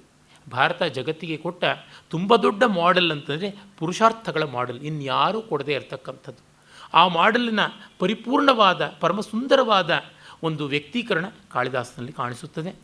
ಅವನ 7 ಕೃತಿಗಳನ್ನು ಓದುವುದು ಅಂತಂದರೆ 7 ಜನ್ಮಕ್ಕೂ ರಾಸಿಕ್ಯವನ್ನು ಮತ್ತು ಸಂತೋಷವನ್ನು ಪಡ್ಕೊಳ್ಳುವಂಥದ್ದು ಅಂತ ಅರ್ಥ. ನಿಜವಾಗಿ ಸಾಹಿತ್ಯ ಸರಸ್ವತಿಯ ಆ ರಾಗಗಳ ಸಪ್ತಸ್ವರಗಳಂತೆ, ಅದೇ ರೀತಿ ಸಂಸ್ಕೃತಿಯ ಇಂದ್ರಚಾಪದ 7 ಬಣ್ಣಗಳಂತೆ ಕಾಳಿದಾಸನ 7 ಕೃತಿಗಳು ಉಂಟು. ನಮ್ಮ ಮಹಾವೈಯಾಕರಣ ಭಗವಾನ್ ಪಾಣಿನಿ ಹೇಳ್ತಾನೆ ಸಖ್ಯಂ ಸಪ್ತಪದೀನಂ ಅಂತ, ಸ್ನೇಹ ಅನ್ನೋದು 7 ಹೆಜ್ಜೆ ಅಂತ. ಕಾಳಿದಾಸನ 7 ಕೃತಿಗಳ ಜೊತೆಗೆ 7 ಹೆಜ್ಜೆ ಇಟ್ಟರೆ 7 ಪದ ಕಲಿತರೆ, ಪದ ಅಂದರೆ ಮಾತು, ಶಬ್ದ ಮತ್ತು ಹಾಡು ಅಂತ ಅರ್ಥ ಇದೆ. ಬದುಕಿನಲ್ಲಿ ರಾಸಿಕ್ಯದ ಜೊತೆಗೆ, ಸಂತೋಷದ ಜೊತೆಗೆ, ನೆಮ್ಮದಿಯ ಜೊತೆಗೆ ದಾಂಪತ್ಯ ಚೆನ್ನಾಗಿ ಸಿದ್ಧಿಯಾಗಿರುತ್ತದೆ. ಕಾಳಿದಾಸನ ಕೃತಿಗಳಲ್ಲಿ ಕಾಣುವುದು ಅವನ ಶಿವನ ಆದರ್ಶವೇ. ಕಾಂತ ಸಮ್ಮಿಶ್ರ ದೇಹೋಪಿ ಅವಿಷಯ ಮನಸಾಂ ಯಪ್ರಸ್ತಾದ್ಯತೀನಾಂ ಸ್ವಯಂ ವಿಧಾತ ತಪಸಫಲಾನಾಂ ಕೇನಾಪಿ ಕಾಮೇನ ತಪಶ್ಚಚಾರ. ಎಲ್ಲರ ತಪಸ್ಸಿಗೆ ಫಲ ಕೊಡುವವನಾದರೂ ಯಾವ ಬೈಕಿಯಿಂದ ತಪಸ್ಸು ಮಾಡ್ತಾನೆ? ಇದು ನಿರ್ಲೇಪ ಕರ್ಮ. ಭಗವದ್ಗೀತೆಯಲ್ಲಿ ಕೃಷ್ಣ ಹೇಳಿದ್ದು, ಮಹಾಭಾರತದಲ್ಲಿ ವ್ಯಾಸರು ಆ ಧರ್ಮವನ್ನು ರೂಪಣ ಮಾಡಿದ್ದು, ರಾಮ ಶಿವ ಕೃಷ್ಣ ಇವರೆಲ್ಲರ ರೂಪವನ್ನೇ ಕಾಳಿದಾಸ ಕಾವ್ಯದಲ್ಲಿ ನಾವು ಕಾಣ್ತೀವಿ. ಹಾಗಾಗಿ ನಾವು ಯಾರಿಗೇ ಆಗಲಿ ಭಾರತದ ಅತ್ಯುತ್ತಮವಾದ ಒಂದು ತುಂಬ ಚೆನ್ನಾಗಿ ನೆಮ್ಮದಿಯಾಗಿ ನಚ್ಚಬಹುದಾದ ಮಾದರಿ ಅಂತಂದರೆ Kalidasa. In him we find the most dependable and authentic at the same time very hearty and enjoyable messiah of Indian culture ಅನ್ನುವುದು ರಾಘವನ್ನವರ ಅಭಿಪ್ರಾಯ. ಅಂಥದ್ದು ಕಾಳಿದಾಸನ ಅಧ್ಯಯನ ಮುಂದುವರಿಯಲಿ. ಯತ್ ಕೈಶೋರೆ ಕೃತಮನುಚಿತಂ ನಿರ್ವಿಶಂಕಂ ಹತಾಶಂ ತ್ವತ್ಕಾವ್ಯಾನಾಂ ಲಘು ನಿರಸನಂ ಜಲ್ಪತೋ ಅಲ್ಪಬುದ್ಧ್ಯ ಸ್ಮಾರಂ ಸ್ಮಾರಂ ತವ ಶಿವಕೃತಿರನ್ವಹಂ ತನ್ನು ಕುರ್ಯಾಂ ಪ್ರಾಯಶ್ಚಿತ್ತಂ ಕವಿಕುಲಗುರೋ ಲಜ್ಜಯ ಕಜ್ಜಲಾಕ್ಷಃ ಅನ್ನುವ ನನ್ನ ಮಾತಿಂದಲೇ ಮುಗಿಸ್ತೀನಿ. ಕಾಲೇಜಿನ ಅಡಾಲಸೆನ್ಸ್ನಲ್ಲಿ, ಚಿಕ್ಕ ವಯಸ್ಸಿನಲ್ಲಿ ಏನು ಮಹಾ ಕಾಳಿದಾಸ ಅಂತ ಉಪೇಕ್ಷೆ ಮಾಡ್ತಾ ಇದ್ದೆ. ಈಗ ಅವನಿಗಿಂತ ಕವಿ ಕಾಣಿಸೋದಿಲ್ಲ ಅನ್ನುವ ಸಂಕೋಚದಿಂದ, ಸಂತೃಪ್ತಿಯಿಂದ, ಪಶ್ಚಾತ್ತಾಪದ ಕಣ್ಣೀರಿಂದ ಕಣ್ಣು ತೊಳ್ಕೊಂಡು ನಿರ್ಮಲವಾಗಿ ಅವನನ್ನು ನೋಡೋಕ್ಕಾಯಿತು. ಅವಕಾಶ ಕೊಟ್ಟದ್ದಕ್ಕಾಗಿ ಎಲ್ಲರಿಗೂ ನಮಸ್ಕಾರ, ಧನ್ಯವಾದ.